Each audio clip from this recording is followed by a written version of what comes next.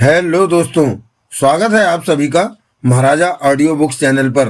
दोस्तों, मैं पुनः आपके सामने हाजिर हूँ अनिल मोहन के उपन्यास बबूसा सीरीज के चौथे उपन्यास बबूसा का चक्रव्यूह के तीसरे एपिसोड को लेकर।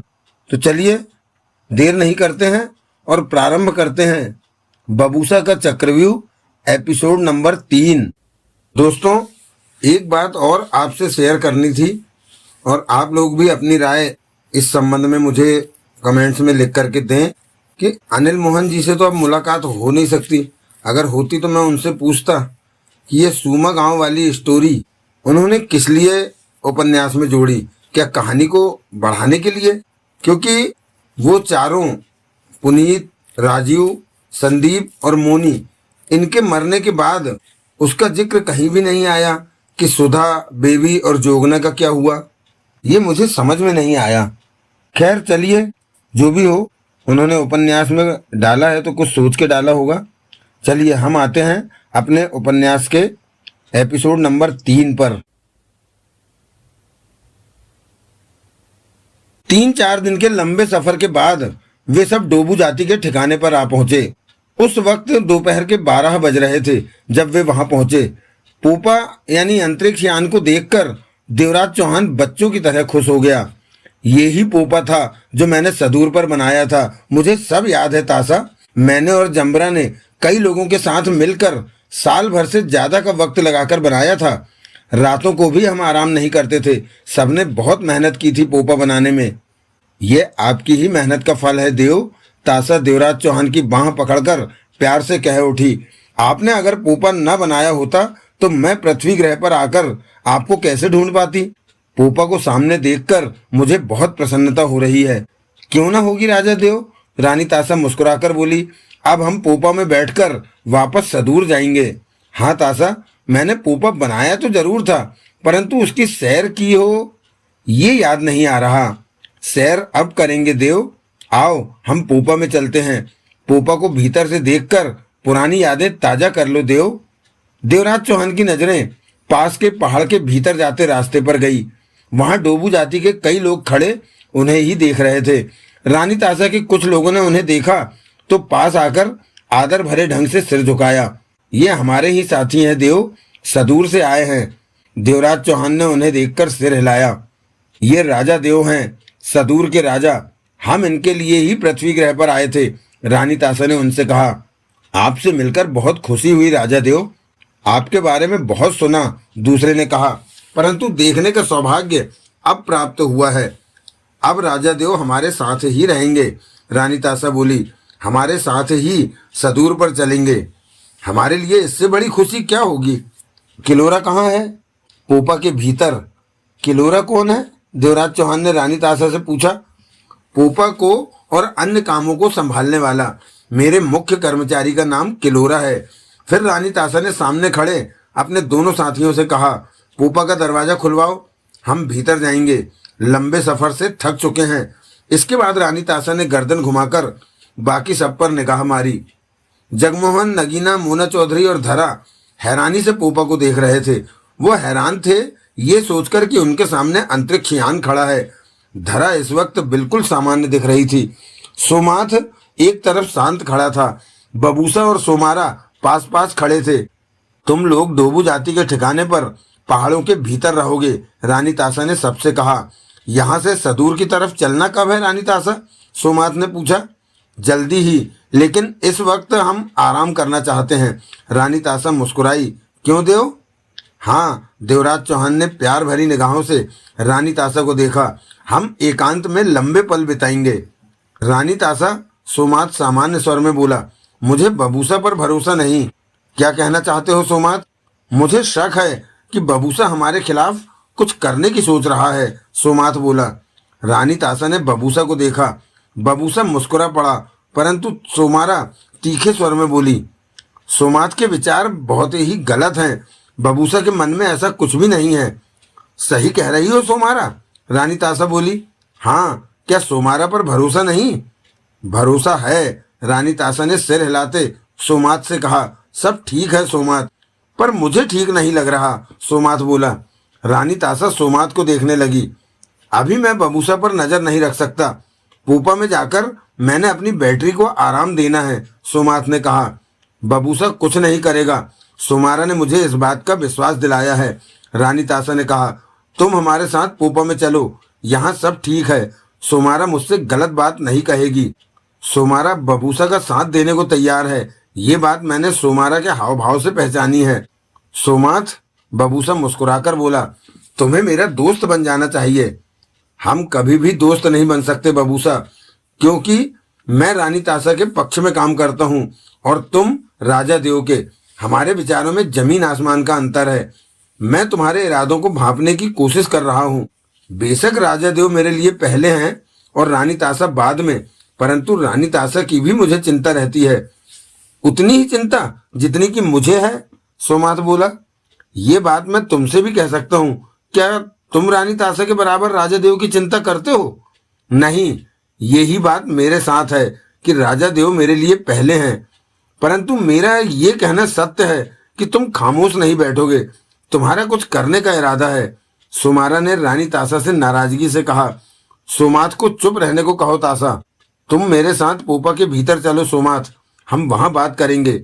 सोमाथ चुप रहा। रानी तासा, मैं भी तो पोपा के भीतर आ सकता हूँ। अभी नहीं, अभी तुम डोबू जाति के साथ रहो, जब सदूर के लिए चलेंगे तो तब तुम आना, जो हुक्म। परंतु मैं राजा देव से जानना चाहता हूँ कि पोपा के भीतर आने का मुझे हक है या नहीं। पूरा हक है बबूसा, देवराज चौहान ने कहा। तुम जब भी चाहो पोपा में आ जाना, कोई तुम्हें रोकेगा नहीं। ओह देव, आपके आगे तो मेरा हुक्म बेकार हो जाता है, रानी तासा मुंह फुलाकर बोली। अब सब कुछ मेरे हवाले कर दो तासा, तुम्हें किसी भी तरह का कष्ट उठाने की जरूरत नहीं है। देवराज चौहान प्यार से कह उठा, मेरे बिना तुमने सदूर को अच्छे तरीके से संभाला होगा, लेकिन अब मेरे काम मुझे करने दो। तभी पोपा का दरवाजा खुला और सीढ़ियां नीचे को खुलती जमीन पर आ टिकी। दरवाजे पर मुस्कुराता हुआ किलोरा दिखा, जो कि ऊंचे स्वर में कह उठा, रानी तासा और राजा देव का पोपा में स्वागत है। वो किलोरा है जिसके बारे में मैंने तुम्हें बताया था देव, रानी तासा कह उठी। देवराज चौहान ने किलोरा को देखकर हाथ हिलाया।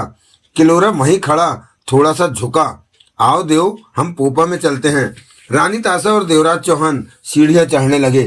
धरा की आंखों में एकाएक चमक उभरी। उसका नीचे का होंठ खास अंदाज में टेढ़ा हुआ। नजरें पोपा के प्रवेश द्वार पर थीं। अगले ही पल वो सामान्य दिखने लगी और धीमे से बड़बड़ा उठी, हौसला रख खुम्बरी, तू भी पोपा में बैठेगी, सदूर पर वापस जाएगी, एक बार फिर वहां तेरा साम्राज्य फैलेगा। 500 साल पूरे होने वाले हैं, उसके बाद तो तेरी ताकतें फिर से जिंदा हो जाएंगी। तेरी मेहनत सफल होगी जो तू सदूर पर वापस जाने के लिए कर रही है। सोमाथ की निगाह बबूसा पर गई। बबूसा सोमाथ को ही देख रहा था और नजरें मिलते ही मुस्कुरा पड़ा। सोमाथ के चेहरे पर शांत भाव थे। बबूसा सोमाथ के पास पहुंच गया। तेरा शक सही है सोमाथ कि मैं कुछ करने की सोच रहा हूँ, बबूसा मुस्कुरा रहा था। मेरे हाथों मरेगा तू, राजा देव मेरे साथ हैं, तू मुझे कोई नुकसान नहीं पहुंचा सकता। अब इस भूल में मत रहना, रानी तासा के लिए तो मैं राजा देव को भी मार सकता हूँ, सोमाथ बोला। तेरे ये शब्द रानी तासा को पसंद नहीं आएंगे। देखा ही है तूने कि वो राजा देव को कितना प्यार करती है। मेरे होते तू अपने इरादों में सफल नहीं हो सकेगा, सोमाथ ने दृढ़ता भरे स्वर में कहा। मेरा इरादा क्या है पता है तुझे? नहीं जानता, मैं तुझे खत्म कर देना चाहता हूँ। सोमाथ पहली बार मुस्कुराया। अगर तेरा ये इरादा है तो फिर मुझे कोई चिंता नहीं, सोमाथ कह उठा। वही तो मैं कह रहा हूँ कि चिंता की कोई बात नहीं है, क्योंकि मैं तुझे खत्म नहीं कर सकूंगा। तू जल्दी मेरे हाथों से मरेगा, सोमाथ ने कहा और पोपा में जाने के लिए सीढ़ियां चढ़ गया। बबूसा उसे देखता रहा, फिर बड़बड़ा उठा। बबूसा ने कभी हारना नहीं सीखा सोमाथ, मुझे अपना काम पूरा करना आता है। सोमारा पास आते कह उठी। क्या बातें हो रही थी? मैंने सोमाथ से कहा कि मैं उसे खत्म करने की सोच रहा हूँ। बबूसा ने सोमारा को देखा। ये कहकर तूने सोमाथ को सतर्क कर, बल्कि वो निश्चिंत हो गया होगा कि मैं उसे नहीं मार सकूंगा, परंतु इस जन्म में मेरी ताकत और मेरा दिमाग राजा देव जैसा है। महापंडित ने यह काम अच्छा किया मेरे साथ। सोमाथ को खत्म करने की कोई युक्ति सोचनी पड़ेगी। सोमाथ को मारे बिना मैं आगे कुछ नहीं कर सकूंगा। महापंडित को सोमात के निर्माण करने की सजा राजा देव से जरूर दिलवाऊंगा। महापंडित भी बेईमान होकर रानी तासा के साथ मिला हुआ है, तभी तो अभी तक राजा देव को रानी तासा के दिए धोखे के बारे में याद नहीं आया। भैया की बात छोड़ो, यहाँ की सोचो, मुझे तो चिंता हो रही है। किस बात की? रानी तासा अब सदूर पर जाने की तैयारी करेगी। एक बार हम सब पोपा में बैठ गए और पोपा चल पड़ा तो फिर कुछ नहीं हो सकेगा। बबूसा के चेहरे पर गंभीरता दिखने लगी। अपने बबूसा पर भरोसा रख सोमारा, कोई ना कोई रास्ता जरूर दिखेगा हमें। पोपा सबको लेकर उड़ गया तो? बबूसा ने सोमारा को देखा और फिर जगमोहन, नगीना, मोना चौधरी की तरफ बढ़ गया। ये है डोबू जाति की जगह। बबूसा पास पहुंचते हुए कह उठा। इन पहाड़ों के भीतर? मोना चौधरी बोली। हाँ, ये पहाड़ भीतर से खोखले कर रखे हैं। एक दूसरे के साथ जुड़े पहाड़ों की श्रृंखला दूर तक जा रही है।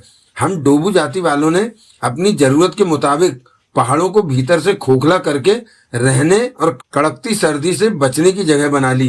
पहाड़ों को खोखला करने का काम जाने कब हुआ होगा।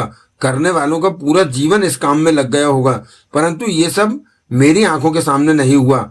मैंने जब यहाँ होश संभाला तो ये जगह ऐसी ही देखी मैंने। बबूसा ने कहा, आओ तुम लोगों को ये सारी जगह दिखाता हूँ। इस वक्त यहाँ रानी तासा का कब्जा है। उसके आदमी ही डोबू जाति पर अधिकार पाए हुए हैं, परंतु अब मैंने रानी तासा और राजा देव से बात कर ली है। वे यहाँ से जाते वक्त डोबू जाति को आजाद करते जाएंगे और मैंने अब डोबू जाति को समझना है कि वो किसी को अपना दोस्त न बनाए। आओ, यहाँ क्यों खड़े हो? भीतर चलो मेरे साथ। यहाँ तुम लोगों को कोई तकलीफ नहीं होगी। बबूसा, धरा घबराए से स्वर में कह उठी, वे मुझे मार देंगे। तुम नहा के ही डर रही हो धरा? बबूसा कह उठा। वो देखो। बबूसा ने पहाड़ के भीतर जाने वाले रास्ते पर निगाह मारी। डोबू जाति के कई लोग खड़े इधर ही देख रहे हैं, परंतु किसी ने तुम्हें कुछ नहीं कहा। धरा ने बबूसा की कलाई पकड़ते हुए कहा, मुझे डर लग रहा। तभी सोमारा धरा का हाथ पीछे करती कह उठी, बबूसा को छू मत।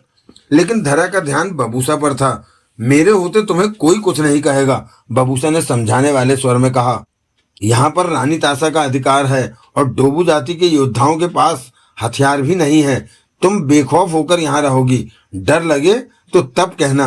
डोबू जाति वाले इस बात से बहुत खुश होंगे कि बबूसा लौट आया है। वो जानते हैं कि मैं तुम्हें बचाता रहा हूँ। तुम यहाँ सुरक्षित हो। धरा ने भोलेपन से सिर हिला दिया। आओ भीतर आकर डोबू जाति देखो। बबूसा ने सब पर निगाह मारी। बबूसा, जगमोहन गंभीर स्वर में कह उठा, तुम्हें जल्दी से कुछ करना होगा। उसी पल धरा ने मुंह फेर लिया और निचला होंठ टेढ़ा हुआ, चेहरे पर जहरीली मुस्कान नृत्य कर उठी। उसकी चमकती निगाह पोपा की सीढ़ियों पर जा टिकी। तभी सीढ़ियां जमीन से उठी और फोल्ड होती वापस दरवाजे के रूप में पोपा से जा सटी और वहां के दरवाजे की जगह दिखनी बंद हो गई। जल्दी ही हम कुछ करेंगे, बबूसा ने गंभीर स्वर में कहा। वक्त कम है बबूसा। मोना चौधरी गंभीर थी। रानी तासा अब कभी भी सदूर ग्रह की तरफ जाने को कह सकती है। ये चिंता मुझे भी है। सोमारा भी पास आ पहुंची थी। तुम सोमात के होते कुछ नहीं कर सकते, नगीना कह उठी। सही कहा, मैं हर पल सोमात के बारे में ही सोचता रहता हूँ। बबूसा ने सिर हिलाया। परंतु इतनी जल्दी भी रानी तासा वापस जाने वाली नहीं। मुझे डोबू जाति से मिल लेने दो। धरा शांत सी खड़ी बातें सुन रही थी। फिर वे सब पहाड़ के प्रवेश रास्ते की तरफ बढ़ गए। बबूसा सबसे आगे था। वो प्रवेश रास्ते पर खड़े डोबू जाति के लोगों को देख रहा था। जमीन पर बर्फ की सफेदी बिखरी नजर आ रही थी। बहुत ठंडा मौसम था। जरा जरा ठंडी हवा चल रही थी। आसमान में काले सफेद बादलों के झुंड सरकते दिखाई दे रहे थे। बबूसा सबको देखते पहाड़ के भीतर प्रवेश करने वाले रास्ते पर रुककर मुस्कुराया। कैसे हो तुम लोग? बबूसा ने पूछा। तुम लौट आए बबूसा, एक ने खुशी भरे स्वर में कहा। हाँ, मैं तुम लोगों से ज्यादा दूर भी तो नहीं रह सकता, बबूसा ने मुस्कुराकर कहा। रानी तासा ने हम पर कब्जा कर लिया है। वो तो हमारी दोस्त बनकर आई थी, दूसरे ने कहा। फिक्र मत करो, सब ठीक हो जाएगा, बबूसा ने सिर हिलाकर कहा। ये लोग मेरे दोस्त हैं, बबूसा ने सबकी तरफ इशारा किया। सबका ध्यान रखना, तुम सब लोग मेरे पीछे आओ। बबूसा के साथ वे सब लोग पहाड़ के भीतर प्रवेश करते चले गए। संदीप और मोनी को मारने के लिए डोबू जाति को योद्धाओं को जो हथियार दिए गए थे वो अब उनसे वापस लेकर उसी कमरे में रख दिए गए हैं। ऐसे में योद्धाओं के पास हथियार नहीं है। परंतु अगोमा के इशारे पर दो योद्धाओं ने 2-3 हथियार अपने पास छिपाकर रख लिए हैं। इस बात से रानी तासा के आदमी अनजान है। अगोमा ने ऐसा इसलिए किया कि शायद उन्हें हथियारों की जरूरत पड़ जाए। बबूसा उत्साह भरी चाल से पहाड़ के भीतर के रास्तों को पार करता जा रहा था, परंतु मन कुछ बोझिल भी था कि अब यहाँ ओमारू नहीं है, बोबला नहीं है। टोबू जाति के खास खास लोगों को रानी तासा के इशारे पर खत्म जो कर दिया गया था, ओमारू को तो स्वयं रानी तासा की मौजूदगी में जोबिना से राख किया गया था। रास्ते में डोबू जाति के लोग खुशी से चिल्लाकर भी बबूसा से मिल रहे थे, उसे पुकार रहे थे और रानी तासा की शिकायत कर रहे थे कि उसने सरदार ओमारू को मार दिया है, बाकी महत्वपूर्ण लोगों को भी मार दिया था। बबूसा उन्हें हौसला देते जा रहा था कि अब वो आ गया है, सब ठीक हो गया है, रानी तासा उन्हें आज़ाद करने वाली है। साथ ही बबूसा उन्हें कहता जा रहा था कि ये सब उसके दोस्त हैं और इनका ध्यान रखा जाए। बबूसा को आया पाकर डोबू जाति के लोग खुश थे। वे बबूसा को बहुत बड़ी राहत के तौर पर ले रहे थे। वे सब तारों वाले कमरे में पहुंचे। अगोमा वहां काम में व्यस्त दिखा। वहां स्क्रीन हर तरफ लगी थी और इस वक्त एक ही स्क्रीन रोशन थी। आहट पाकर अगोमा ने सिर घुमाया तो बबूसा को सामने पाकर हैरानी से खड़ा रह गया। कुछ कहते न बना। फिर उसकी आंखों में खुशी से पानी छलक उठा, होंठ कांपे। बबूसा को देखता रहा। बबूसा मुस्कुरा पड़ा।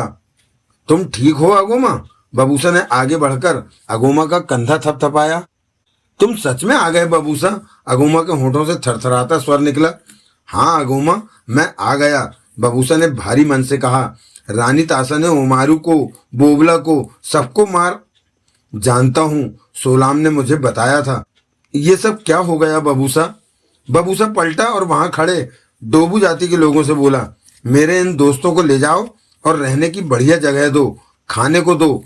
फिर बबूसा ने जगमोहन, नगीना, मोना चौधरी और धरा से कहा, तुम लोग इनके साथ जाओ, मैं कुछ देर बाद आता हूँ। वो सब डोबू जाति के लोगों के साथ चले गए। अब बिजली वाले कमरे में बबूसा और अगोमा अकेले मौजूद थे। तुम कैसे अचानक आ पहुंचे बबूसा? अगोमा ने पूछा। मेरे साथ रानी तासा और राजा देव भी आए हैं। रानी तासा आ गई क्या? अगोमा के होंठों से निकला। राजा देव मिल गए उसे? हाँ, रानी तासा जिस काम के लिए आई थी पृथ्वी पर, उनका वो काम पूरा हो चुका है, बबूसा ने बताया। परंतु रानी तासा ने हमारे खास लोगों की जान लेकर हम पर अधिकार क्यों जमा लिया? रानी तासा का इरादा इस जगह को पृथ्वी पर अपने ग्रह पर ठिकाना बनाने का था। परंतु अब सब ठीक है। मैंने रानी तासा से बात कर ली है। वो हमारी जाति को पहले की तरह आजाद कर देने वाली है। सच बबूसा? हाँ, बबूसा गंभीर दिखा। रानी तासा पोपो में बैठकर वापस जाने वाली है। ओह, परंतु उसने कहा था कि जाते वक्त वो अपने लोग यहाँ छोड़ जाएगी और डोबू जाति उसके अधिकार में रहेगी। अब ऐसा कुछ नहीं है, बबूसा ने कहा। रानी तासा के साथ सब पोपो में बैठकर चले जाएंगे। वो दिन हमारे लिए खुशी का होगा। परंतु मुझे परेशानी है अगोमा। बबूसा के होंठ भिज गए। क्या? बबूसा ने राजा देव से वास्ता रखती सारी बातें बताई। सुनकर अगोमा गंभीर हो गया। तो अब तुम क्या करना चाहते हो? अगोमा कह उठा। जब तक सोमात सलामत है तब तक मैं राजा देव को रानी तासा से अलग नहीं कर सकता। राजा देव रानी तासा के साथ रहेंगे तो व्यस्त रहेंगे और उन्हें सदूर के जन्म की बाकी बातें याद नहीं आने वाली। लेकिन तुम तो बता रहे हो कि सोमात पर काबू पाना आसान काम नहीं है। ऐसा ही है, परंतु कुछ तो करना ही पड़ेगा, बबूसा बोला। हम लोगों के हथियार रानी तासा के कब्जे में हैं। हाँ, एक कमरे में सारे हथियार रखे हैं और 2 लोग वहां हर समय पहरा देते रहते हैं। इसके साथ ही अगोमा ने धीमे स्वर में कहा, कल यहाँ बाहरी लोग आ पहुंचे थे। उन्होंने पोपा देख लिया था। उनमें से 2, एक लड़का और एक लड़की, बचकर भाग निकले तो उन्हें खत्म करने के लिए हमें हथियार दिए गए थे। अब उन्हें वापस कर दिया गया है, परंतु मेरे कहने पर 2-3 हथियार हमारे लोगों ने छिपा कर रख लिए हैं। बबूसा के चेहरे पर सोच के भाव आ ठहरे। उन हथियारों को किसी पर इस्तेमाल कराना हो तो बता दो, अगोमा ने कहा। मैं सोच के बताऊंगा, अगोमा ने सिर हिलाया। सोलाम की कोई खबर है? बबूसा ने पूछा।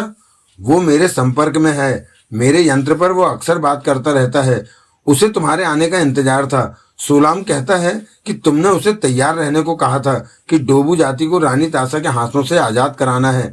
वो मुंबई में बिखरे योद्धाओं के साथ यहाँ से कुछ दूर सामने वाले पहाड़ के पार डेरा जमाए हुए है। वो लोग वहां पर हथियार बना रहे हैं कि वक्त आने पर अब उसकी जरूरत नहीं रही। हालात बदल गए हैं। रानी तासा राजा देव की बात मानकर डोबू जाति को आजाद कर देने को तैयार है। बेहतर होगा कि तुम सोलाम को वापस बुला लो। यहाँ? हाँ, शायद वो मेरे कहने पर यहाँ ना आए। अच्छा होगा कि तुम ही सोलाम से बात करो। तुम संपर्क बनाओ, मैं बात करता हूँ। अगोमा ने आगे बढ़कर लकड़ी के काउंटर पर रखा यंत्र उठाया और उसके बटनों से छेड़छाड़ करने लगा कि तभी रानी तासा के एक आदमी ने भीतर प्रवेश किया और ठिठक कर बोला, तुम दोनों यहाँ क्या कर रहे हो? तुमसे मतलब? बबूसा ने उसे घूरा। इस कमरे में अगोमा के अलावा किसी और का आना मना है, वो सख्त स्वर में बोला। बाहर निकलो यहाँ से। मुझे नहीं जानते? बबूसा ने उसे घूरा। तुम कुछ देर पहले रानी तासा और राजा देव के साथ यहाँ आए हो। मतलब कि मुझे नहीं जानते? बबूसा उसके पास जा पहुंचा। मैं बबूसा हूँ। बबूसा? वो चौंका। क्या जानते हो मेरे बारे में? यही कि तुम सदूर के हो, हम में से हो। उसके होठों से निकला। मैं सदूर का जरूर हूँ, परंतु इस डोबू जाति का भी हूँ। यहाँ अब तुम लोगों की ज्यादा नहीं चलेगी। मैं आ गया हूँ। मेरे कामों में दखल देने की कोशिश मत करना। जरूरत समझो तो रानी तासा से ये बात कह दो। उसने सिर हिला दिया। जाओ। वो चला गया। अगोमा मुस्कुराकर कह उठा, ये तुम ही कर सकते हो। तुमने जिस ढंग से इससे बात की, इस तरह हम बात करेंगे तो ये हमें राख बना देंगे। अब ऐसा नहीं होगा। बबूसा सख्त स्वर में बोला। मैं आ गया हूँ। तुम्हारे आने पर मुझे बहुत सहारा मिला है। बबूसा के चेहरे पर गंभीरता दिख रही थी। अगोमा ने यंत्र पर संपर्क बनाकर बबूसा को देते कहा, सोलाम से बात कर लो। बबूसा ने अगोमा से यंत्र लेकर बात की। सोलाम, तुम ठिकाने पर पहुंच गए? बबूसा? यंत्र में से सोलाम की बारीक आवाज उभरी। ये कैसे हो गया? हम सब ही आ गए हैं। रानी तासा, राजा देव, धरा और राजा देव के 3 साथियों के अलावा सोमारा भी। ये तो अच्छा हुआ कि तुम वहां हो। हम तैयारी कर रहे हैं हमले के लिए। तुम जब कहोगे हम तभी। ऐसा कुछ नहीं होगा। अब डोबू जाति को रानी तासा छोड़ने जा रही है। तुम यहीं आ जाओ। ये क्या कह रहे हो? मैंने सही कहा है। रानी तासा पोपा में बैठकर वापस सदूर जाने वाली है। मुझे विश्वास नहीं होता। रानी तासा और राजा देव से इस बारे में बात हो गई है। उनके जाते ही डोबू जाति आजाद होगी, पहले की तरह। मुझे तो इसमें रानी तासा की कोई चाल लगती है। यंत्र से सोलाम की आवाज उभरी। इस बात के बीच राजा देव भी हैं, इसलिए रानी तासा कोई चालाकी नहीं कर सकती। सोलाम की आवाज नहीं आई। सोलाम, बबूसा ने पुकारा यंत्र पर। सुन रहा हूं, परंतु तुम्हारी बात पर संकित हूं कि रानी तासा इतनी आसानी से कैसे पीछे हट रही है। सब ठीक है, शक मत करो। मैं चाहता हूं कि तुम यहां पर पहुंच जाओ। मुझे तुम्हारी जरूरत पड़ सकती है। मेरी जरूरत? वो कैसे? बबूसा ने यंत्र द्वारा सोलाम को यहाँ के हालात बताए। मैं चाहता हूं कि राजा देव को सदूर के जन्म की सब बातें याद आ जाएं, परंतु जब तक वो रानी तासा के संग हैं तब तक उन्हें यादों को छू लेने की फुर्सत नहीं मिलेगी। दोनों को तभी अलग किया जा सकता है जब सोमाथ न रहे। जैसा कि तुम बता रहे हो कि सोमाथ बेहद ताकतवर है, तो उसका मुकाबला कैसे किया जा सकता है? इसी बात के बारे में तो सोचना है। इससे पहले कि सदूर पर चलने की तैयारी हो जाए, हमें कुछ करना होगा। राजा देव रानी तासा के दीवाने हो रहे हैं। उनसे किसी तरह की सहायता की उम्मीद रखना बेकार है। बबूसा ने यंत्र पर कहा। ठीक है, मैं सबको लेकर आता हूँ। क्या हथियारों पर अभी भी उनका कब्जा है? हाँ, कम से कम रानी तासा वक्त से पहले डोबू जाति के योद्धाओं को हथियार देने को तैयार नहीं होगी। हमने यहाँ कुछ हथियार बना लिए हैं, उन्हें छिपाकर साथ ले आना। ठीक है, रात तक हम ठिकाने पर पहुंच जाएंगे, उधर से सोलाम ने कहा। बबूसा ने यंत्र अगोमा को दे दिए। मैं अपनी जाति के ठिकाने पर एक नजर डालकर देखूंगा कि यहाँ क्या क्या बदलाव हुए हैं। सब कुछ पहले जैसा ही है। फर्क सिर्फ ये है कि हमारे लोगों पर रानी तासा के आदमी नजर रखते हैं। जादूगरनी कैसी है? जादूगरनी रानी तासा के आने के बाद कभी भी अपनी जगह से बाहर नहीं निकली। वो वहीं पर रहती है और किसी से नहीं मिलती। मैं जाता हूँ उसके पास तो वो चुप रहती है, बोलती नहीं। जादूगरनी ने कभी कोई खास बात कही हो? मैंने उसे लंबे वक्त से बोलते नहीं देखा। अगुम्मा ने गंभीर स्वर में कहा, मैं जादूगरनी से मिलूंगा। मेरा उससे मिलना बहुत जरूरी है। मुझे उसकी सहायता की जरूरत है। शायद वो बात ना करे। मैं उसके पास जाऊंगा। बबूसा ने सोच भरे स्वर में कहा, मुझे बताओ कि मैं क्या करूं? रात तक सोलाम आ जाएगा, उसके बाद ही कोई रणनीति बनाएंगे। मैं भी सोचना चाहता हूं इस बारे में। तुम भी सोचो कि सोमात को कैसे खत्म किया जा सकता है। हमारी राह की रुकावट वो ही है। कहकर बबूसा बाहर निकला और आगे बढ़ गया। रास्ते में डोबू जाति के लोग बबूसा से खुशी से मिलते रहे और बबूसा भी उनसे दिल से मिला। कुछ देर बाद बबूसा उस कमरे तक जा पहुंचा जहां हथियार रखे थे और दो लोग पहरे पर थे। मुझे जानते हो? बबूसा ने उन दोनों से पूछा। कौन हो तुम? एक ने पूछा। बबूसा। बबूसा मुस्कुराया। मेरा नाम सुना है पहले कभी? दोनों कुछ सतर्क होते दिखे। तुम हम में से ही हो, वो पुनः कह उठा। सही कहा। बबूसा मुस्कुराया। मैं कुछ देर पहले ही यहाँ पहुंचा हूँ। रानी तासा भी वापस आ गई है, दूसरा बोला। हाँ, साथ में राजा देव भी हैं। रानी तासा राजा देव को पाकर खुश है। तुम दोनों डोबू जाति के हथियारों की रखवाली कर रहे हो? दोनों ने सहमति से सिर हिला दिया। मैं भीतर जाकर हथियारों को देखना चाहता हूँ। हटो सामने से, बबूसा बोला।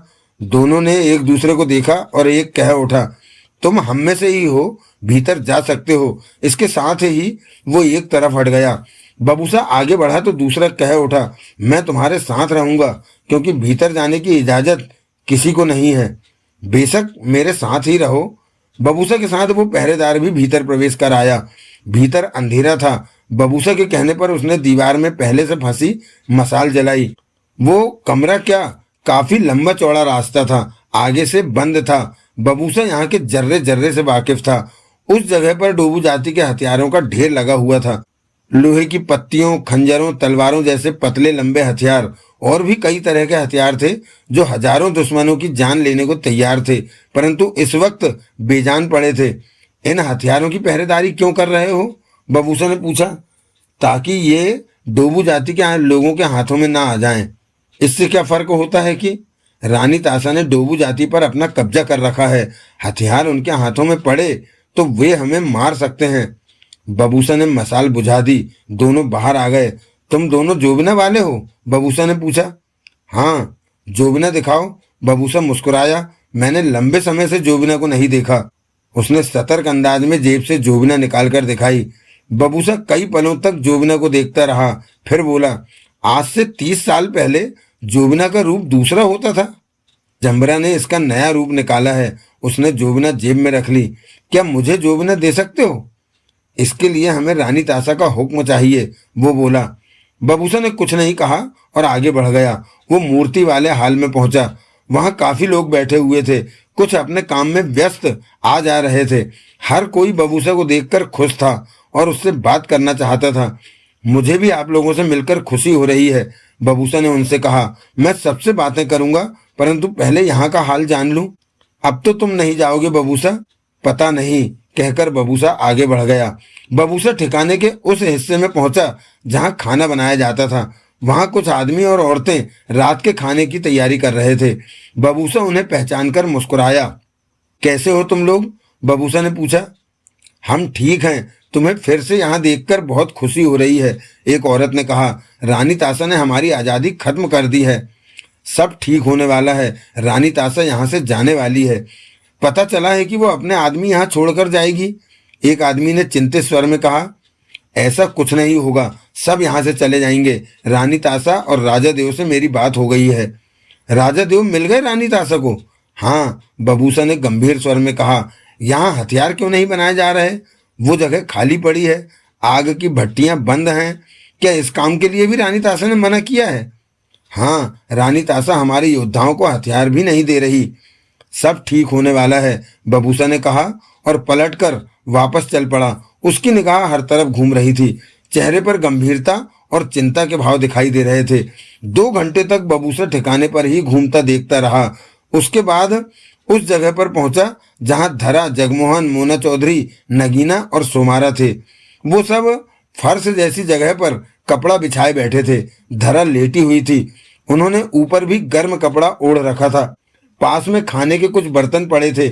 मसाल की मध्यम रोशनी वहां फैली थी। बबूसा उनके पास आकर बैठ गया। कुछ सोचा बबूसा? जगमोहन ने पूछा। सोच लिया जाएगा, रात को सोलाम आ रहा है, बबूसा ने कहा। सोलाम कौन?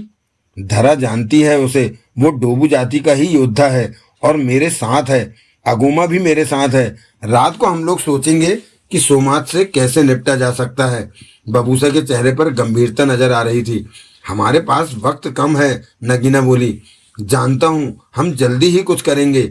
यहाँ के लोगों के पास हथियार भी नहीं है। खाली हाथ सोमात का मुकाबला कैसे कर? कुछ हथियार हैं, उन्हें छिपाकर रखा गया है, परंतु वो रानी तासा के लोगों के लिए नाकाफी है। मैं इस कोशिश में हूं कि मुझे जोबिना मिल जाए। जोबिना के हाथ में आ जाने से हम अपना सोचा पूरा कर देंगे। यहाँ के लोगों के पास जोबिना है? मोना चौधरी ने पूछा। यहाँ के लोग? बबूसा ने मोना चौधरी को देखा। रानी तासा के आदमी यहाँ वहां फैले दिख रहे हैं, उनके पास जोबिना होगी, मोना चौधरी बोली।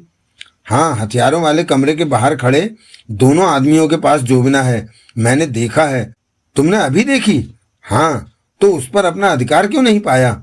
जोबिना सिर्फ उन्हें ही दी जाती है जो बेहद सतर्क और फुर्तीले होते हैं। उनसे जोबिना नहीं छीनी जा सकती। ऐसी कोशिश करते ही वो जोबिना का इस्तेमाल सामने वाले पर करके उसे राख बना देंगे, बबूसा ने कहा। हम काफी लोग हैं, मोना चौधरी ने कहा। एक साथ उन पर झपट कर? ऐसा सोचना भी मत, वो तुम लोगों से ज्यादा फुर्ती दिखा देंगे। जोबिना का इस्तेमाल करने में सिर्फ एक पल का वक्त लगता है। तुम लोग राख हो जाओगे। ये काम आसान होता तो मैं कर चुका होता। तुम्हारा मतलब रानी तासा के किसी आदमी से भी हम जोबिना नहीं छीन सकते? नगीना बोली। शायद नहीं, जोबिना वाले आदमी बेहद खास होते हैं। सदूर पर हर किसी को जोबिना नहीं दी जाती। जो कड़े इम्तिहान से निकलने में कामयाब होता है, जोबिना सिर्फ उसे ही दी जाती है, बबूसा ने बताया। हमारे पास वक्त कम है बबूसा, जल्दी ही कुछ न किया गया तो मुसीबतें बढ़ जाएंगी। रानी तासा ने कभी भी अंतरिक्ष यान से उड़ान भर ली तो फिर हम कुछ नहीं कर सकेंगे। बबूसा के चेहरे पर खतरनाक मुस्कान नाच उठी। बबूसा ने कभी हारना नहीं सीखा। मैं रानी तासा की मर्जी नहीं चलने दूंगा। जो करना है जल्दी करो, जगमोहन ने बेचैनी से कहा। बबूसा सिर हिलाकर उठा और बाहर निकल गया। बबूसा कुछ करने के लिए कोई रास्ता तलाश रहा है, मोना चौधरी ने कहा। हम खतरनाक हालातों में फंस चुके हैं, नगीना ने कहा। बबूसा रानी तासा और देवराज चौहान को अलग करना चाहता है, परंतु रानी तासा देवराज चौहान का साथ किसी कीमत पर नहीं छोड़ेगी। सबसे बड़ी अड़चन सोमात है, जो कि इन हालातों को भांप रहा है, और उसके होते ये काम आसान नहीं। सोमात को खत्म करना असंभव सी बात है, जबकि अन्य लोगों के पास जोबिना जैसा खतरनाक हथियार है। हम लोगों द्वारा गड़बड़ करते ही जोबिना का इस्तेमाल हम पर कर दिया जाएगा। तो हम क्या करें ऐसे वक्त में? जगमोहन बोला। कम से कम हम तो कुछ भी नहीं कर सकते। जो करेगा बबूसा करेगा, परंतु उसके लिए भी राह आसान नहीं है। देवराज चौहान अगर जरा भी हमारा साथ देता तो हम बहुत कुछ कर सकते थे, मोना चौधरी ने दांत भींचकर कहा। देवराज चौहान को सदूर ग्रह के जन्म का काफी कुछ याद आ चुका है, जगमोहन ने गंभीर स्वर में कहा। सदूर के जन्म की यादें उस पर भारी पड़ रही हैं। हमारा ख्याल भी उसे नहीं आ रहा। वो रानी तासा का दीवाना हुआ पड़ा है, जैसे उस पर किसी ने जादू कर रखा हो। हमारे सामने ही रानी तासा को प्यार करने लगता है। देवराज चौहान से हम कोई आशा नहीं रख सकते कि वो हमारी सहायता करेगा या हमारे बारे में सोचेगा। अब उसे पृथ्वी नहीं, सदूर ग्रह अच्छा लगने लगा है। तासा उसकी जिंदगी बन गई है। हमारे साथ उसका व्यवहार ऐसा है जैसे हम दूध में पड़ी मक्खी हों। बबूसा कहता है कि देवराज चौहान को सदूर ग्रह के पहले के जन्म की कुछ यादें याद आना बाकी है। अगर वो सब कुछ याद आ गया तो वो रानी तासा को कड़ी सजा देगा, नगीना ने कहा। ये वक्त जाने कब आएगा भाभी, जगमोहन ने झुंझलाकर कहा। आने वाले वक्त में मुसीबतें कहीं बढ़ न जाएं। उनके पास ही करवट लेकर लेटी धरा एकाएक जहरीले अंदाज में मुस्कुरा पड़ी। उसका नीचे का होंठ टेढ़ा सा हो गया, आंखों में चमक आ गई। कुछ पल वो इसी मुद्रा में रही, फिर बड़बड़ा उठी। अब मैं सदूर पर वापस जाऊंगी। 500 साल पूरे होने में कुछ ही दिन बचे हैं।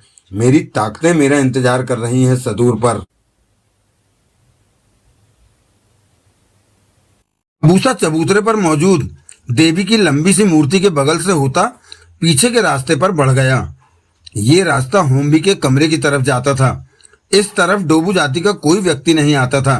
बबूसा के चेहरे पर गंभीरता दिख रही थी। पतली सी उस गली के आखिरी कोने पर होम्बी के कमरे के दरवाजे जैसे रास्ते पर जाकर रुका। जादूगरनी, बबूसा मध्यम स्वर में बोला। मैं बबूसा तुमसे मिलने आया हूं। भीतर से कोई आवाज नहीं आई। बबूसा की निगाह जहां तक जा रही थी वहां तक उसे होम्बी नहीं दिखी। बबूसा भीतर प्रवेश कर गया। नजरें होम्बी पर जा टिकी। होम्बी पत्थर के तख्त जैसी जगह पर चादर बिछाए बैठी अपने लंबे काले बालों में कंघा फिरा रही थी। उसके झुर्रियों से भरे चेहरे पर से गालों का मांस लटकता हौले हौले हिल रहा था। उसके बूढ़े चेहरे पर सैकड़ों लकीरें नजर आ रही थी, परंतु इस वक्त उसकी आंखों में चमक थी। वो बबूसा को देखने लगी थी। होम्बी को देखते ही बबूसा मुस्कुराया, फिर दुखी होता कह उठा, मुझे सरदार ओमारू की मौत का बहुत दुख है। होम्बी बबूसा को देखती रही। बोबला और बाकी सब महत्वपूर्ण लोगों को रानी तासा ने मार दिया जो हमारी जाति को संभालते थे। बबूसा पुनः बोला। वो बात पुरानी हो गई। होम्बी ने धीमे स्वर में कहा, मैं जानती थी कि तू वापस आने वाला है। तुमसे क्या छिपा है जादूगरनी? मैं ये भी जान चुकी हूँ कि तेरी वजह से डोबू जाति को रानी तासा से मुक्ति मिलने वाली है। होम्बी बोली। तुम तो सब कुछ जानती हो जादूगरनी। आने वाले वक्त का तुम्हें पहले ही एहसास हो जाता है। अब तो तू खुश होगा। वो कैसे जादूगरनी? तेरे को तेरे राजा देव मिल गए। होम्बी मुस्कुराई। नहीं जादूगरनी, मैं उतना खुश नहीं जितना कि मुझे होना चाहिए था। होम्बी ने कुछ नहीं कहा। मैं रानी तासा को पसंद नहीं करता, लेकिन तू उस औरत से राजा देव को छुटकारा भी तो नहीं दिला सकता। मैं इसी बात की कोशिश कर रहा हूं कि वो राजा देव से सच्चा प्यार करती है, परंतु उसने राजा देव को जबरदस्त धोखा दिया था। वो वक्त राजा देव को अभी याद नहीं आया। याद आ जाएगा बबूसा। कब? वो वक्त आने में कुछ समय बाकी है। होम्बी ने कहा।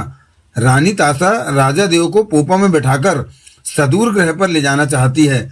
बबूसा परेशान हो उठा। वो ऐसा ही करेगी? क्या वो सबको सदूर पर ले जाएगी? अवश्य ऐसा होकर रहेगा बबूसा। ओह, ये तो बहुत गलत हो जाएगा। बबूसा के होठों से निकला। तू व्यर्थ ही चिंता करता है। जो होना है वो होकर ही रहेगा। होम्बी ने गंभीर स्वर में कहा। तो तुमने कहा कि डोबू जाति अब आजाद होने वाली है।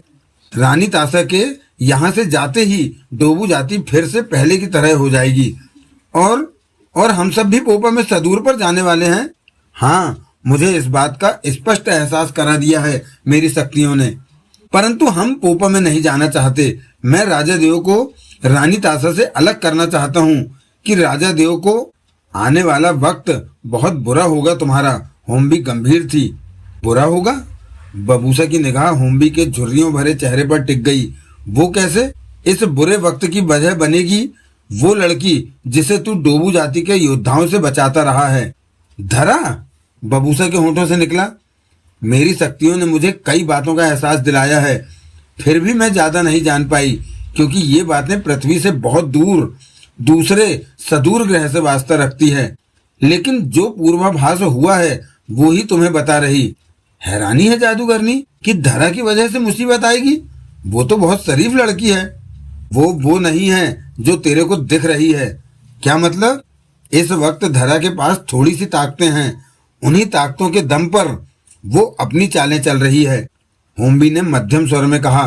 धरा का असली घर सदूर ग्रह पर है। और क्या? बबूसा चौंक पड़ा। धरा सदूर ग्रह की है? हाँ। होम्बी ने अपना बूढ़ा चेहरा हिलाया तो उसके गालों का लटकता मांस हिलने लगा। वो सदूर की है, पर किसी कारण उसे 500 सालों के लिए सदूर से बाहर जाना था तो वो पृथ्वी पर आ गई थी। अब उसके 500 साल पूरे होने जा रहे हैं और उसे वापस सदूर पर जाना था, परंतु जाने का रास्ता वो भूल चुकी थी। लेकिन उसकी ताकतों ने उसे एहसास दिला दिया था कि सदूर ग्रह जाने का रास्ता उसे डोबू जाति से मिलेगा। यही वजह थी कि वो पहले हमारे ठिकाने पर आई थी। उसके बाद मुंबई में उसे तुम मिल गए। उसकी ताकतें उसे एहसास कराती जा रही थी कि उसे किसके साथ रहना है कि तभी वो सदूर पर जा पाएगी। वो तुम्हारे साथ रहती रही और अब तुम लोगों के साथ ही यहाँ आ गई। वो जानती है कि वो अब सदूर पर पहुंच जाएगी, लेकिन सदूर ग्रह पर धरा है कौन? होम्बी कुछ पल चुप रही, फिर कह उठी, ये बात मत पूछ बबूसा। क्यों? जब वक्त आएगा तभी तुम्हारे लिए जानना ठीक होगा कि उस लड़की की असलियत क्या है। तुम मुझे स्पष्ट नहीं बता रही जादूगरनी। तुम्हारे भले के लिए। अगर ये बात तुम पहले जान गए तो तुम्हें जान का नुकसान हो सकता है। मैं तुम्हारा अहित नहीं देख सकती, परंतु इतना जान लो कि उस लड़की की वजह से तुम सब लोग भारी मुसीबत में पड़ने वाले हो। बबूसा व्याकुल हो उठा। कुछ तो बताओ जादूगरनी। इससे ज्यादा मैं कुछ नहीं बता सकती। इसी में तुम्हारा भला है, तभी तुम जिंदा रह पाओगे। कौन मारेगा मुझे? वो लड़की। अजीब बात है, क्या उसमें इतनी ताकत है कि वो मेरी जान ले सके? वो कमजोर सी लड़की है। होम्बी के चेहरे पर रहस्य से भरी मुस्कान उभरी। वो बबूसा को देखती रही। बबूसा होम्बी को देखता रहा। वो परेशान हो उठा था। तुम्हारी बातें समझकर भी मैं नहीं समझ पा रहा, बबूसा बोला। आने वाला वक्त तुम्हें सब समझा देगा। तुम उस लड़की को मेरे पास ले आओ, मैंने उससे बात करनी है। धरा को? बबूसा ने अजीब से स्वर में कहा। होम्बी की नजरें बबूसा के चेहरे पर रहीं। ठीक है जादूगरनी, मैं धरा को लेकर आता हूँ, कहकर बबूसा परेशान सा बाहर निकल गया। होम्बी के चेहरे पर गंभीरता नाच रही थी। वो वैसे ही बैठी रही। 10 मिनट बाद बबूसा धरा के साथ वापस लौटा। धरा सहमी सहमी सी नजर आ रही थी और कई बार बबूसा से पूछ चुकी थी कि क्या बात है, उसे कहाँ ले जा रहे हो। जादूगरनी, बबूसा पहुंचते ही बोला, ये बहुत साधारण लड़की है, इसके बारे में तुम्हें गलती तो नहीं लगी? होम्बी की निगाह धरा पर जा टिकी। धरा भी होम्बी को देखने लगी थी। तुम जाओ बबूसा, बाहर खड़े होकर बातें सुनने की गलती मत कर देना, होम्बी कह उठी। बबूसा ने उलझन भरी निगाहों से धरा को देखा और बाहर निकल गया। उसी पल धरा का निचला होंठ टेढ़ा हुआ और चेहरे पर तीखी मुस्कान नाच उठी। तू भी कुछ ताकत रखती है, धरा कह उठी। जब तू पहले यहाँ आई तो बड़ी शराफत दिखाई, होम्बी ने कहा। चुपचाप भाग गई। पहले मैंने जो किया वो वैसे ही करना जरूरी था। मेरी ताकतों ने मुझे बता दिया था कि इस तरह मैं सदूर पर वापस जा पाऊंगी। 500 साल के लिए तू पृथ्वी पर आई थी, तेरा वो वक्त पूरा होने जा रहा है। तभी तो। धरा हंसी। अब वापस जाना है मुझे। अगर पोपा ना आता तो तू वापस कैसे जाती? तब मुश्किल पड़ती, पर मुझे पता था कि सदूर पर जाने का मुझे रास्ता मिल जाएगा। ये बात तो मुझे तब ही मेरी ताकतों ने बता दी थी कि अगर मैं पृथ्वी पर जाकर रहती हूँ तो 500 बरस बाद सदूर पर मैं आसानी से पहुंच जाऊंगी। तभी तू बबूसा के साथ रही। हाँ, मेरी शक्तियों ने मुझे यह भी बता दिया था कि बबूसा के साथ रहकर मैं वापस सदूर पर पहुंच जाऊंगी। नाम क्या है तेरा? धरा। असली नाम बता। खुम्बरी। धरा मुस्कुराई तो उसका निचला होंठ टेढ़ा हो गया। उस ग्रह पर तेरी हैसियत क्या है? होम्बी की गंभीर निगाह धरा पर थी। धरा हौले से हंसी। बता, तेरे पास ताकतें हैं, तू खुद ही पता लगा ले। धरा होंठ टेढ़ा किए मुस्कुराने लगी। मेरे पास ताकतें नहीं, पवित्र शक्ति है। ताकतें बुरे इंसान के पास होती हैं, जैसे कि तेरे पास हैं। मुझे पवित्र शक्तियां ही आने वाले समय का एहसास कराती हैं, पर वो जगह बहुत दूर है जहां तेरा ठिकाना है। तेरे बारे में ज्यादा पता नहीं लग रहा। क्या करेगी तू मेरे बारे में ज्यादा जानकर? होम्बी ने उसकी आंखों में झांका। तेरे मेरे रास्ते अलग अलग हैं, धरा बोली। मेरी शक्तियों ने मुझे एहसास दिलाया है कि वापस उस ग्रह पर जाकर तू मुसीबतें खड़ी करने वाली है। तो तेरा क्या जाता है? धरा का निचला होंठ टेढ़ा हो गया। उस ग्रह से मुझे कोई मतलब नहीं, होम्बी ने गंभीर स्वर में कहा। 500 साल। धरा के चेहरे पर एकाएक क्रोध नाच उठा। जानती है तू 500 साल मैंने कैसे काटे हैं? एक एक पल मेरे पर भारी गुजरता रहा, और 500 साल तो बहुत लंबे होते हैं। डुमरा ने सोचा कि जैसे 500 साल कभी पूरे ही नहीं होंगे, मैं सदूर पर आ ही नहीं पाऊंगी, परंतु मैंने 500 सालों को बहुत सब्र के साथ जिया। 8 बार जन्म लिया धरती पर। जन्म न लेती तो क्या करती? मुझे भी तो वक्त बिताना था। हर नए जन्म के साथ सोचती कि 500 साल कम होते जा रहे हैं। डुमरा को मैं कभी नहीं भूली। हर जन्म में वो मेरे को याद रहा। उस कमीने ने मुझे बर्बाद करने की पूरी चेष्टा की, पर खुमरी को उसने ठीक से जाना नहीं। अब जाकर डुमरा को नाच नचाऊंगी। इन 500 सालों के बाद डुमरा सलामत होगा? जरूर होगा। वो कहीं पर छिपा पड़ा होगा। उसके पास पवित्र शक्तियां हैं जो उसे जिंदा रखे हुए हैं। पर इस बार डुमरा कुछ नहीं कर पाएगा। मेरी सोई ताकतें जब जागेंगी तो बहुत ताकतवर बन चुकी होंगी, पहले से कहीं ज्यादा ताकतवर। डुमरा का तो मैं वो हाल करूंगी कि उसने सोचा भी नहीं होगा। धरा के होठों से गुर्राहट निकली। निचला होठ क्रोध में टेढ़ा हो चुका था। मेरा ही राज्य होगा सदूर में। मेरे योद्धा फिर मेरे साथ होंगे। कई टुकड़ों में बंट चुका सदूर फिर से एक हो जाएगा और मेरे योद्धा मुझे वापस मिल जाएंगे। एक बात बताऊं तुझे, धरा ने रहस्य भरे स्वर में कहा। कह, ये रानी तासा जो नाचती फिर रही है, ये यूं ही नहीं नाच रही। उस पर मेरी ताकतें काम कर रही हैं। क्या मतलब? रानी तासा ने सेनापति धूमरा के साथ मिलकर राजा देव को ग्रह से बाहर फेंका, पता है तुझे? हाँ, तब रानी तासा के सिर पर सदूर में मौजूद मेरी ताकतें सवार थीं। ऐसा क्यों? मेरी ताकतें मुझे वापस सदूर पर लाने के लिए रास्ता कब से तैयार कर रही थी। मैं सदूर से बाहर आ गई तो क्या हुआ, परंतु मेरे काम कभी रुकते नहीं हैं। रानी तासा ने राजा देव के साथ जो किया वो मेरी ताकतों ने करवाया, तभी तो अब मेरे वापस सदूर पर जाने का रास्ता मुझे मिल सका। धरा का निचला होठ टेढ़ा हुआ पड़ा था। पर तेरी ताकतें तो अभी सदूर पर सोई पड़ी हैं। 500 साल का श्राप अभी पूरा नहीं हुआ, होम्बी ने कहा। बेशक मेरी ताकतें सोई पड़ी हैं, परंतु वो इतनी ताकतवर हैं कि रानी तासा से अपना मनचाहा काम नींद में भी ले सकें। डुमरा जानता है कि रानी तासा से वो काम मेरी ताकतों ने ही करवाया है, परंतु वो कुछ नहीं कर सकता। चुपचाप उसे देखते रहना पड़ा। मेरी ताकतों से वो सीधी टक्कर नहीं ले सकता। मैं सदूर पर नहीं हूं तो डुमरा किससे मुकाबला करता? मेरी ताकतों पर सीधे प्रहार करने की शक्ति उसमें नहीं है। धरा का निचला होठ टेढ़ा हुआ पड़ा था। खुमरी, बोल। मुझे इस बात का एहसास हो चुका है कि वापस सदूर पर जाकर तू बर्बादी फैलाने वाली है।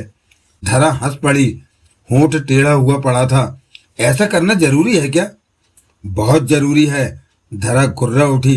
डुमरा की ये हिम्मत कि 500 सालों के लिए मुझे श्राप देकर मुझे सदूर से बाहर जाने को मजबूर कर दे। उसे मेरे साथ झगड़ा नहीं लेना चाहिए था। मैं और मेरे योद्धा सदूर को जीत चुके थे। मैं सारे सदूर की रानी बन चुकी थी, परंतु उसने मेरा सारा खेल खत्म कर दिया। मैं धोखा खा गई। मुझे भी तो नहीं पता था कि वो इतना ज्यादा शक्तिशाली है। अगर पता होता तो उसका चुपके से कोई इंतजाम कर देती।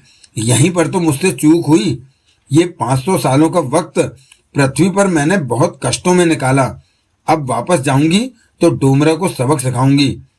श्राप का वक्त खत्म होते ही मेरी ताकतें नींद से जागने लगेंगी।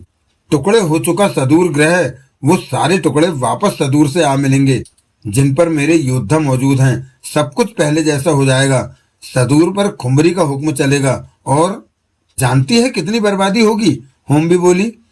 खुमरी ने आज तक बर्बादी ही फैलाई है। राज्य कायम करने के लिए बर्बादी जरूरी है। डुमरा तेरे को रोकेगा, वो इस बार मेरा कुछ नहीं बिगाड़ सकेगा। धरा हंस पड़ी। नीचे वाला होंठ पुनः टेढ़ा हो गया। मैं डुमरा को बहुत बुरी मौत दूंगी। मेरे ख्याल में तो वो मेरे से बचने की तैयारियां कर रहा होगा। 500 साल मैं आ रही हूं डुमरा। वो फुफकार उठी। मान जा, वैर विरोध अपने मन से निकाल दे। क्यों निकालूं? धरा गुस्से से भर उठी। 500 सालों का बदला भी ना लूं? मैं डुमरा की बात नहीं कर रही, तो सदूर को जीतने की बात कर रही हूं। तेरे श्राप से मुक्त होने पर सदूर के टुकड़े वापस सदूर से आ मिलेंगे। सदूर पहले की तरह एक विशालकाय ग्रह बन जाएगा, पर तू वहां बर्बादी फैलाएगी, लोगों की जानें लेगी। और तेरे को क्या तकलीफ है बुढ़िया? धरा गुर्रा उठी। होम्बी के झुर्रियों वाले चेहरे पर मुस्कान उभर आई। मुझे तू कुछ भी कहे, मैं बुरा नहीं मानूंगी, पर मुझे चिंता है खुमरी। मेरी चिंता? और तुझे? धरा ठहाका लगा उठी। धरा की हंसी रुकी। निचला होंठ टेढ़ा हो चुका था। वो चमक भरी निगाहों से होम्बी को देखने लगी। मुझे तो सबकी चिंता रहती है, मैं हूं ही ऐसी। पता हो तो सदूर की भी चिंता हो जाती है। चिंता करके तू क्या करेगी? धरा का होंठ टेढ़ा हो गया मुस्कुराते हुए। समझा तो सकती ही हूं, तू मुझे समझाएगी बुढ़िया? खुमरी बहुत समझदार है, डुमरा से एक बार मात खा गई धोखे में, अब नहीं। मुझे तेरी चिंता है। धरा की नजरें होम्बी पर टिक गईं। मेरी शक्तियां मुझे एहसास करा चुकी हैं कि तू सदूर पर जाकर जो करेगी उसमें तेरा भला भी नहीं होने वाला। तेरा मतलब क्या है? तू सोचती है कि मैं मर जाऊंगी, डुमरा फिर मुझ पर भारी पड़ेगा? ये तो मैं नहीं जानती कि क्या होगा, पर मैंने आने वाले वक्त का एहसास पाया है, तेरे को दुखी देखा है। खुमरी कभी दुखी नहीं हो सकती। मैं तो बहुत खुश हूं कि 500 सालों का श्राप समाप्त होने जा रहा है। मेरी ताकतें मेरा सबसे बड़ा सहारा हैं। जब सदूर के टुकड़े वापस सदूर से आ मिलेंगे तो मेरे योद्धा फिर से मेरा सहारा बनेंगे। उसके बाद सदूर पर वो ही होगा जो मैं चाहूंगी। खुमरी राज्य करेगी सदूर पर। बबूसा और बाकी सबका क्या होगा? परवाह नहीं। खुमरी की नजरों में इन लोगों का कोई महत्व नहीं है। धरा ने जहरीले स्वर में कहा, ये भूल है तेरी। भूल? धरा का निचला होंठ टेढ़ा हो गया। राजा देव सदूर का राजा है, वो अब पृथ्वी का है और उसका नाम देवराज चौहान है। इस तरह तो तू भी पृथ्वी की हुई। राजा देव ने तो तेरे बाद पृथ्वी पर जन्म लिया था। तू बोलती बहुत है बुढ़िया। धरा का स्वर कठोर हो गया। देवराज चौहान को तू जानती है कि अगर उससे किला छीनेगी तो वो चुप नहीं बैठेगा। मैं उसे मार दूंगी और बबूसा को उसे भी मार दूंगी। होम्बी के चेहरे की मुस्कान गहरी हो गई। क्यों मुस्कुराती है बुढ़िया? तेरी राह आसान नहीं है खुमरी। होम्बी ने कहा, मेरी बात सदूर पर तुझे याद जरूर आएगी। तू मेरी ताकतों को भूल रही है। जब मेरी ताकतें मेरे पास होंगी तो कौन करेगा मेरा मुकाबला? इसका जवाब तो तुझे सदूर पर ही मिलेगा। तू मुझे धमका रही है बुढ़िया। मैंने तेरे को समझाना चाहा, परंतु तू नहीं समझी। मेरी बात मानेगी तो आराम रहेगा तुझे। खुमरी को आराम ही आराम है, तू चिंता न कर। धरा हंसी, होंठ फिर टेढ़ा हो गया। महापंडित को तू भूल गई? धरा के चेहरे पर शक्ति उभरी।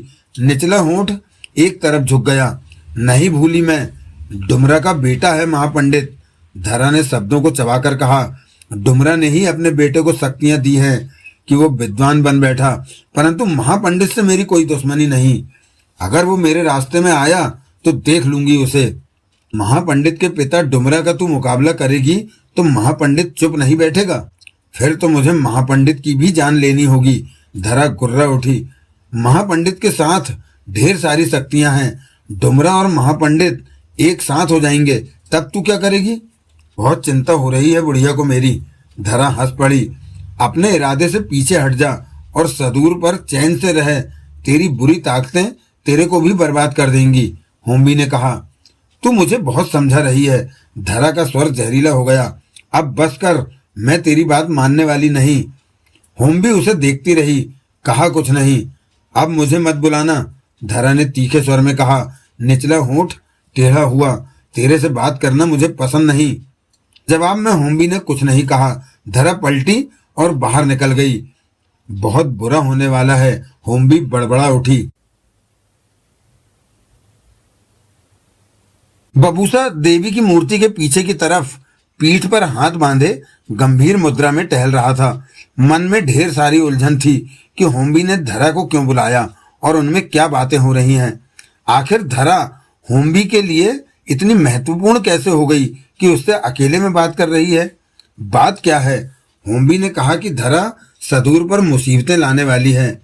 बबूसा को होम्बी की बात पर भरोसा नहीं हो रहा था, परंतु होम्बी की बात को वो हल्के में नहीं ले सकता था। होम्बी को आने वाले वक्त का पूर्वाभास हो जाता है। वो कभी भी गलत बात नहीं कहती। बबूसा को याद नहीं था कि होम्बी ने कभी कुछ कहा हो और वो गलत निकला हो। इन सब बातों की वजह से बबूसा व्याकुल हुआ जा रहा था।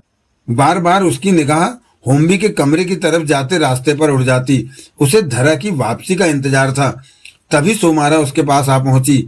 बबूसा ने उसे देखा। धरा कहाँ है? सोमारा ने पूछा। होम्बी के पास। तो तू यहाँ क्यों है बबूसा? उसके पास क्यों नहीं है? होम्बी धरा से अकेले में बात कर रही है। होम्बी डोबू जाति में क्या महत्व रखती है? मैंने उसके बारे में कभी सुना नहीं। सोमारा ने कहा, वो जादूगरनी है और अपने आप में ही रहती है। डोबू जाति की बातों में दखल नहीं देती। आने वाले वक्त का उसे पूर्वाभास हो जाता है और जो बात जाति के भले के लिए होती है वो पहले ही बताकर सतर्क कर देती है। ओह, लेकिन धरा से जादूगरनी का क्या वास्ता, यही तो मैं समझ नहीं पा रहा। परंतु जादूगरनी ने एक बात कहकर मुझे परेशान कर दिया। क्या? वो कहती है धरा की वजह से सदूर पर मुसीबतें आने वाली हैं। धरा की वजह से सदूर पर मुसीबतें? ये कैसे हो सकता है? जादूगरनी ने कहा, और उसका कहना कभी गलत नहीं होता। बबूसा का स्वर गंभीर था। तुझे जादूगरनी से पूछना चाहिए कि ऐसा क्या होगा सदूर पर कि जादूगरनी उतना ही बताती है जितना बताना होता है। वो कहती है इससे ज्यादा मुझे जानकारी हुई तो धरा मुझे मार देगी। हैरत की बात है कि जादूगरनी के मुताबिक धरा मुझे मार सकती है।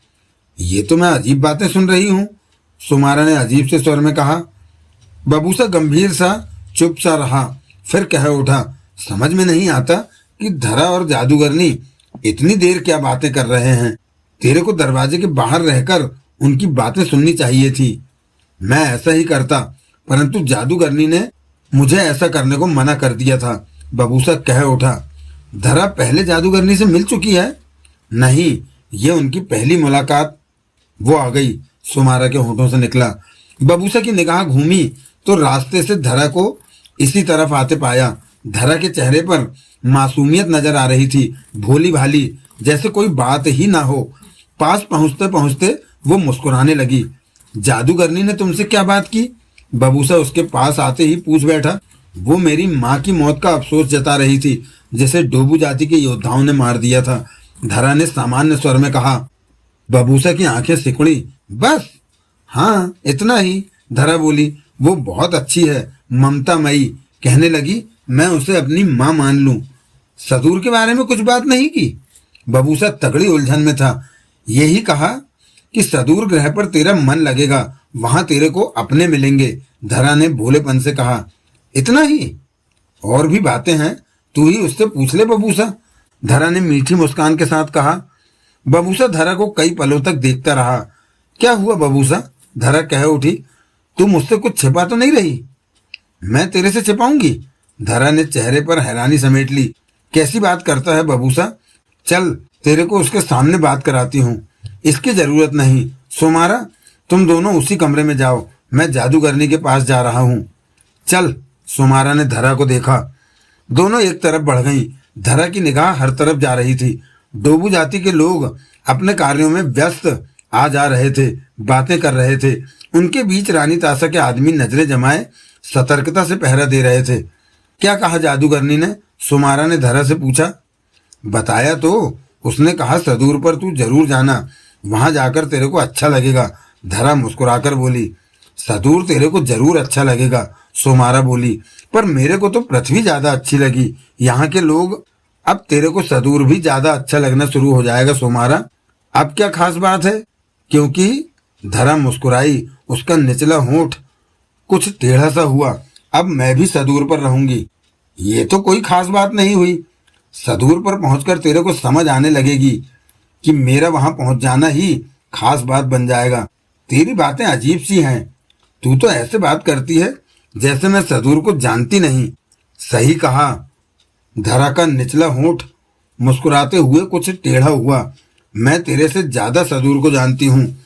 वो मेरा है, मेरा वहां पर खास ठिकाना है। मेरा घर सदूर में ही है। पृथ्वी पर तो मैं वक्त बिताने आई थी। सुमारा ने तीखी निगाहों से धरा को देखकर कहा। तू तो पागलों जैसी बातें कर रही है, जैसे सदूर पर ही रहती आई हो।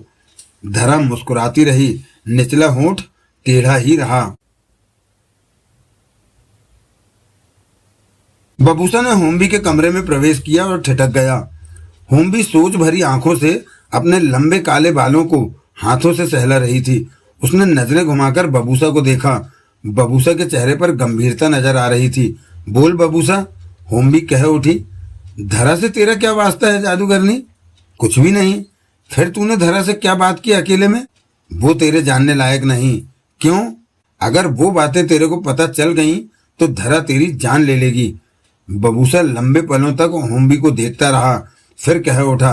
वो मुझे नहीं मार सकती। तू अभी उसकी ताकतों से अनजान है। ताकतें? बबूसा की आंखें सिकुड़ी। होम्बी खामोश रही। मुझे बता जादूगरनी, मैं सब कुछ जान लेना चाहता हूँ। जिद मत कर बबूसा, मेरे बताते ही उसे आभास हो जाएगा और वो तुझे इसलिए मार देगी कि सदूर पहुंचने से पहले उसका राज न खुल जाए। उसका मुकाबला करना तेरे बस का नहीं है। ऐसा क्या है उसमें कि वो मेरे से ज्यादा ताकतवर है? होम्बी ने कुछ कहने के लिए मुंह खोला, फिर चुप हो गई। मुझे सब बता जादूगरनी, तेरे को मुझ पर भरोसा नहीं रहा कि मैं सच कह रही हूँ? मुझे मालूम है जादूगरनी कि तेरी बात कभी भी झूठ नहीं होती। तो मेरी बातों पर यकीन रख और मुझसे कुछ मत पूछ। इसी में तेरा और सबका भला है। मैं तेरी बातें सुनकर बेचैन हो रहा हूँ जादूगरनी। होम्बी खामोश रही। अब मुझे क्या करना चाहिए होम्बी?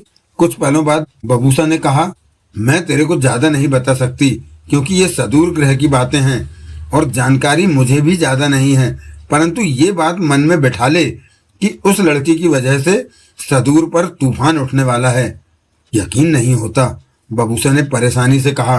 होम्बी कुछ क्षण बबूसा को देखती रही, फिर मुस्कुरा पड़ी। ऐसा है तो मैं धरा को साथ नहीं ले जाता, बबूसा ने कहा। अब तेरे बस में कुछ नहीं रहा। सदूर तक जाने में जो रुकावट बनेगा उसे वो लड़की खत्म कर देगी।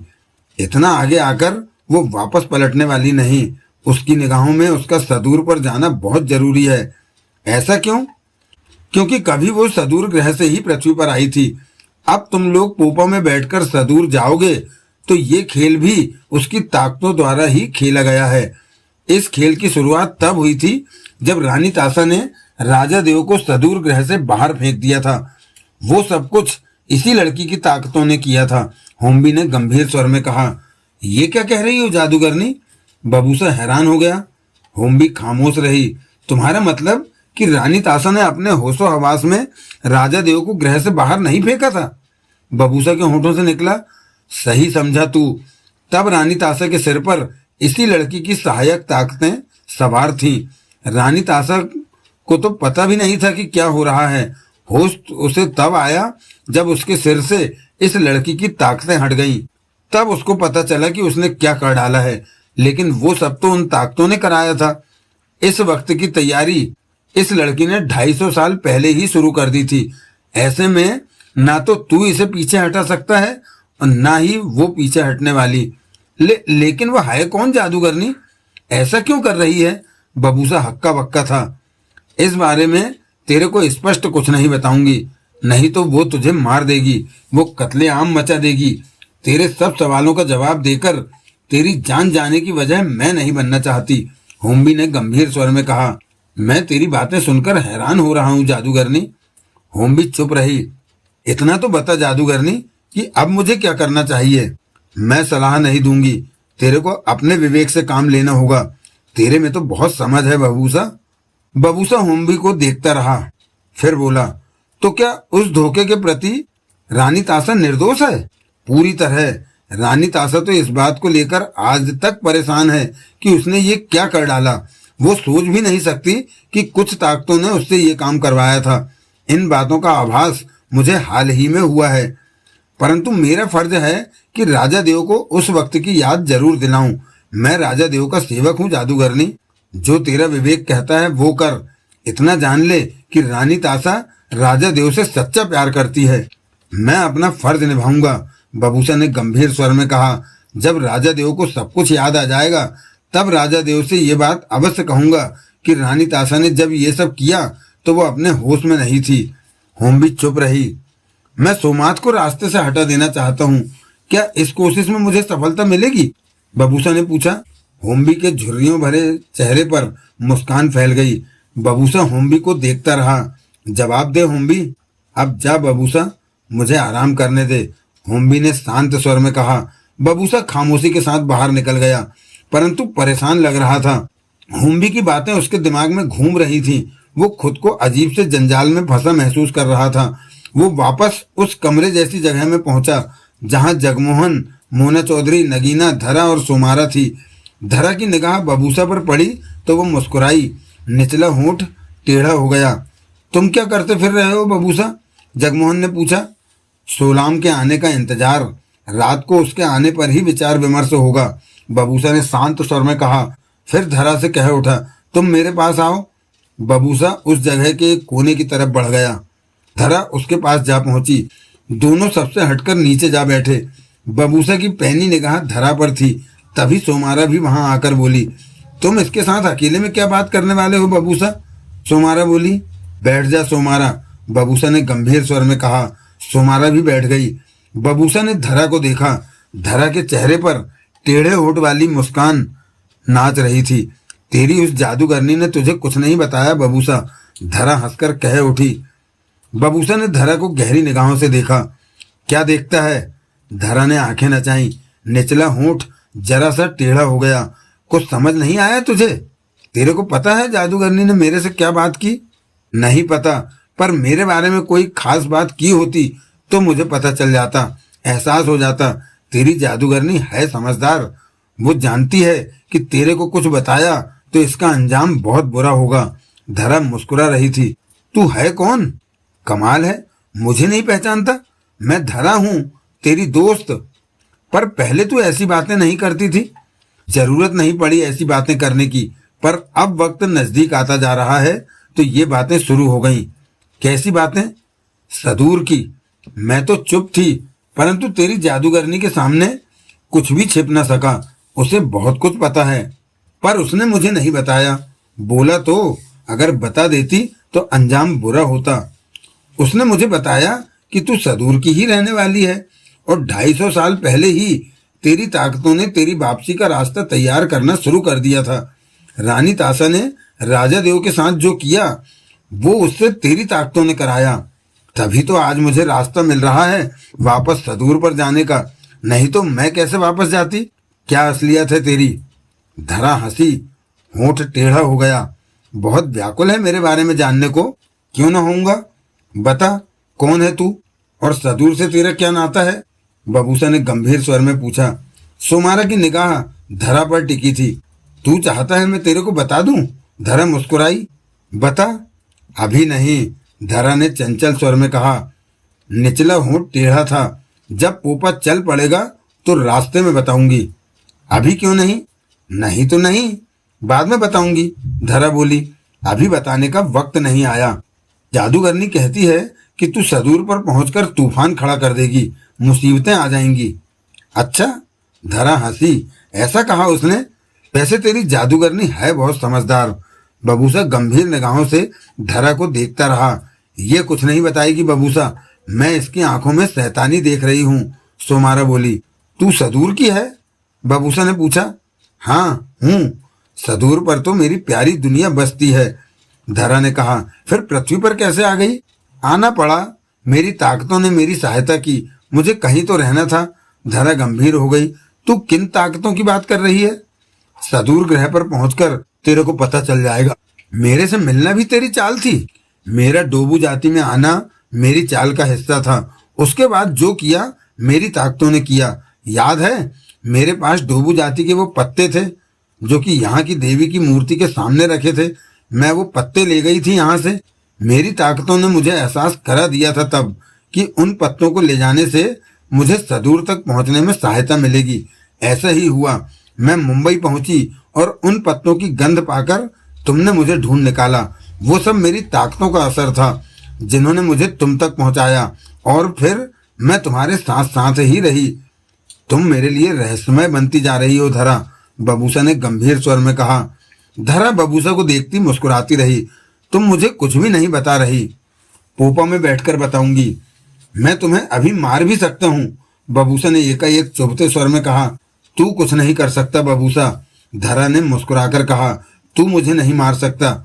जादूगरनी ने यह बात तेरे को नहीं बताई क्या? सदूर मेरी जगह है, वहां मैं सही सलामत पहुंच जाऊंगी। मेरी ताकतें मेरी सहायता कर रही हैं। बबूसा होंठ भींचकर उठा और वहां टहलने लगा। सोमारा पास पहुंचकर बोली, ये धरा कैसी बातें कर रही है बबूसा? बबूसा ने ठिठक सोमारा से गंभीर स्वर में कहा, ये धरा वो धरा नहीं रही जिसे मैं डोबू जाति के योद्धाओं से बचाता फिर रहा था।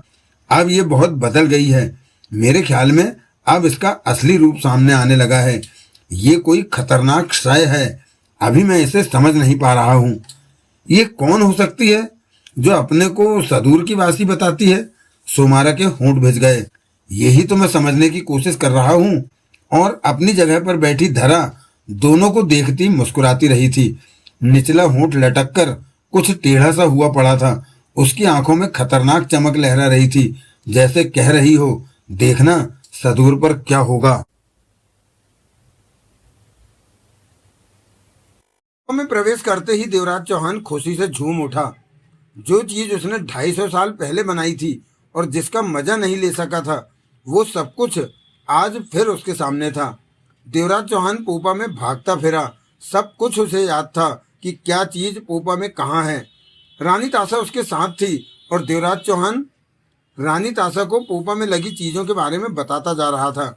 उसे इतना खुश पाकर रानी ताशा की आंखें छलछला उठीं। इस वक्त वो देवराज चौहान से कहीं ज्यादा खुश थी। इतनी खुश कि कभी कभी उसे यकीन नहीं आ रहा था कि उसने राजा देव को वापस पा लिया है। पोपा में मौजूद लोग देवराज चौहान का प्रसन्नता से स्वागत कर रहे थे। वो भी खुश थे कि उन्हें राजा देव मिल गए। देवराज चौहान सबसे खुशी से मिल रहा था। रानी ताशा ने किलोरा से मुलाकात करवाते हुए कहा, ये किलोरा है, मेरा मुख्य सहायक, और पोपा को भी ये ही चलाता है। ओह किलोरा, देवराज चौहान ने उसे गले से लगाया। पोपा चलाने में कैसा है? बहुत अच्छा है राजा देव, कोई समस्या तो नहीं आती? शुरू में कुछ समस्या थी, परंतु जमरा ने उस समस्या को दूर कर दिया था। देवराज चौहान के चेहरे पर सोच के भाव उभरे। मुझे याद आ रहा है कि पोपा के कुछ लीवर अटक रहे थे उड़ान के दौरान। देवराज चौहान के स्वर में एकाएक उत्साह भर आया था। मैंने जमरा से नए लीवर तैयार करने को कहा और किले की तरफ तुमसे मिलने चल पड़ा था। ओह देव, रानी ताशा फौरन कह उठी, उन बातों को छोड़ो, अब की बात। ताशा, मेरी प्यारी ताशा। देवराज चौहान एकाएक उलझन में पड़ गया। मैं उस दिन बग्गी में बैठकर किले की तरफ चल पड़ा था, पर मुझे आगे की बात याद नहीं आ रही कि मैं तुमसे मिला कब था। और रानी ताशा के चेहरे पर बेचैनी दौड़ी। वो देवराज चौहान का हाथ पकड़कर बोली, मेरे देव, अब हमें खुश होना चाहिए कि हमने एक दूसरे को पा लिया। स्वर में मिठास थी। देवराज चौहान ने मुस्कुराकर रानी ताशा को देखा। हाँ ताशा, हम मिल गए, इससे अच्छी बात और क्या होगी। रानी ताशा आपको ढूंढ निकालने के लिए बहुत बेचैन थी राजा देव, किलोरा कह उठा। मैं समझ सकता हूँ। देवराज चौहान ने रानी ताशा के खूबसूरत चेहरे को देखा। रानी ताशा प्यार भरी निगाहों से देवराज चौहान को देख रही थी। मैं बहुत खुश हूँ ताशा तुम्हें पाकर। मेरा भाग्य अच्छा है कि तुम मुझे मिल गए देव, रानी ताशा भावुक हो उठी। तभी किलोरा ने कहा, राजा देव, अभी भी पोपा पर ऐसी कई चीजें हैं जिन्हें हम इस्तेमाल करने की स्थिति में नहीं हैं। ऐसा क्या है? आइए मैं आपको दिखाता हूँ, किलोरा ने आगे बढ़ते हुए कहा। रानी ताशा और देवराज चौहान उसके पीछे चल पड़े। तुमने पोपा बनाकर कितना अच्छा किया देव, रानी ताशा हाथ थामे चलते हुए कह उठी। तुम्हारे लिए तो बनाया था ताशा कि हम दोनों पोपा में बैठकर बादलों के पार की सैर किया करेंगे। किसी ग्रह पर और भी लोग रहते हैं, हम उनसे मिलेंगे, अपने ग्रह पर बुलाएंगे उन्हें। क्या जमरा ने ऐसा कुछ किया? जमरा ने ऐसा करने को कहा तो था, लेकिन मैंने इनकार कर दिया। क्यों? क्योंकि तब तुम मेरे पास नहीं थे देव। तुम्हारे बिना मेरा मन कहीं भी नहीं लगा। परंतु जमरा अपने कामों में लगा रहा। उसने अपने जैसे वैज्ञानिक और भी तैयार कर लिए। उसने रोशनी के बक्से बनाए, उसने वाहन बनाए, और भी चीज़ों का निर्माण वो और उसके साथी करते रहे। आज सदूर का रूप पूरी तरह बदल चुका है। जमरा ईमानदार और काबिल था, इसी कारण महापंडित उसका जन्म बार बार कराता रहा। जमरा ने सदूर को संभालने में मेरा बहुत साथ दिया। इस वक्त सदूर को उसी के हवाले करके पृथ्वी पर आई थी। जमरा ने मुझे याद किया, बहुत याद किया। वो कहता था कि अगर राजा देव यहाँ होते तो अब तक जाने क्या क्या चीज़ें बना चुके होते। वो कहता है, मैं इतना नहीं सोच सकता निर्माण के बारे में जितना राजा देव सोच लेते थे। पोपा बनाने के बारे में भी आप ही ने सोचा देव। और जमरा शुरू शुरू में तो आपकी सोच से सहमत नहीं था, लेकिन वो अक्सर कहता है कि राजा देव की वजह से ही पोपा तैयार हो सका। जो रोशनी के डिब्बे जमरा ने बनाए, उसके बारे में भी जमरा कहता है कि ये सब राजा देव की सोचों का ही नतीजा है। रानी ताशा ने कहा, हाँ, मैं जमरा को रोशनी के डिब्बे बनाने के बारे में बताया करता था। मैं मसालों के प्रकाश से छुटकारा पाना चाहता था।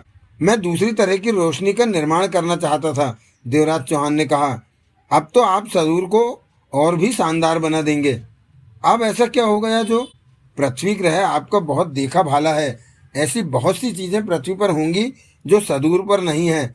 आप उन चीजों का निर्माण करेंगे तो सदूर कितना शानदार होता चला जाएगा। रानी तासा ने खुशी से कहा, हाँ तासा, मैं अपने सदूर को और भी अच्छा बना दूंगा। दोनों किलोरा के पीछे चलते जा रहे थे।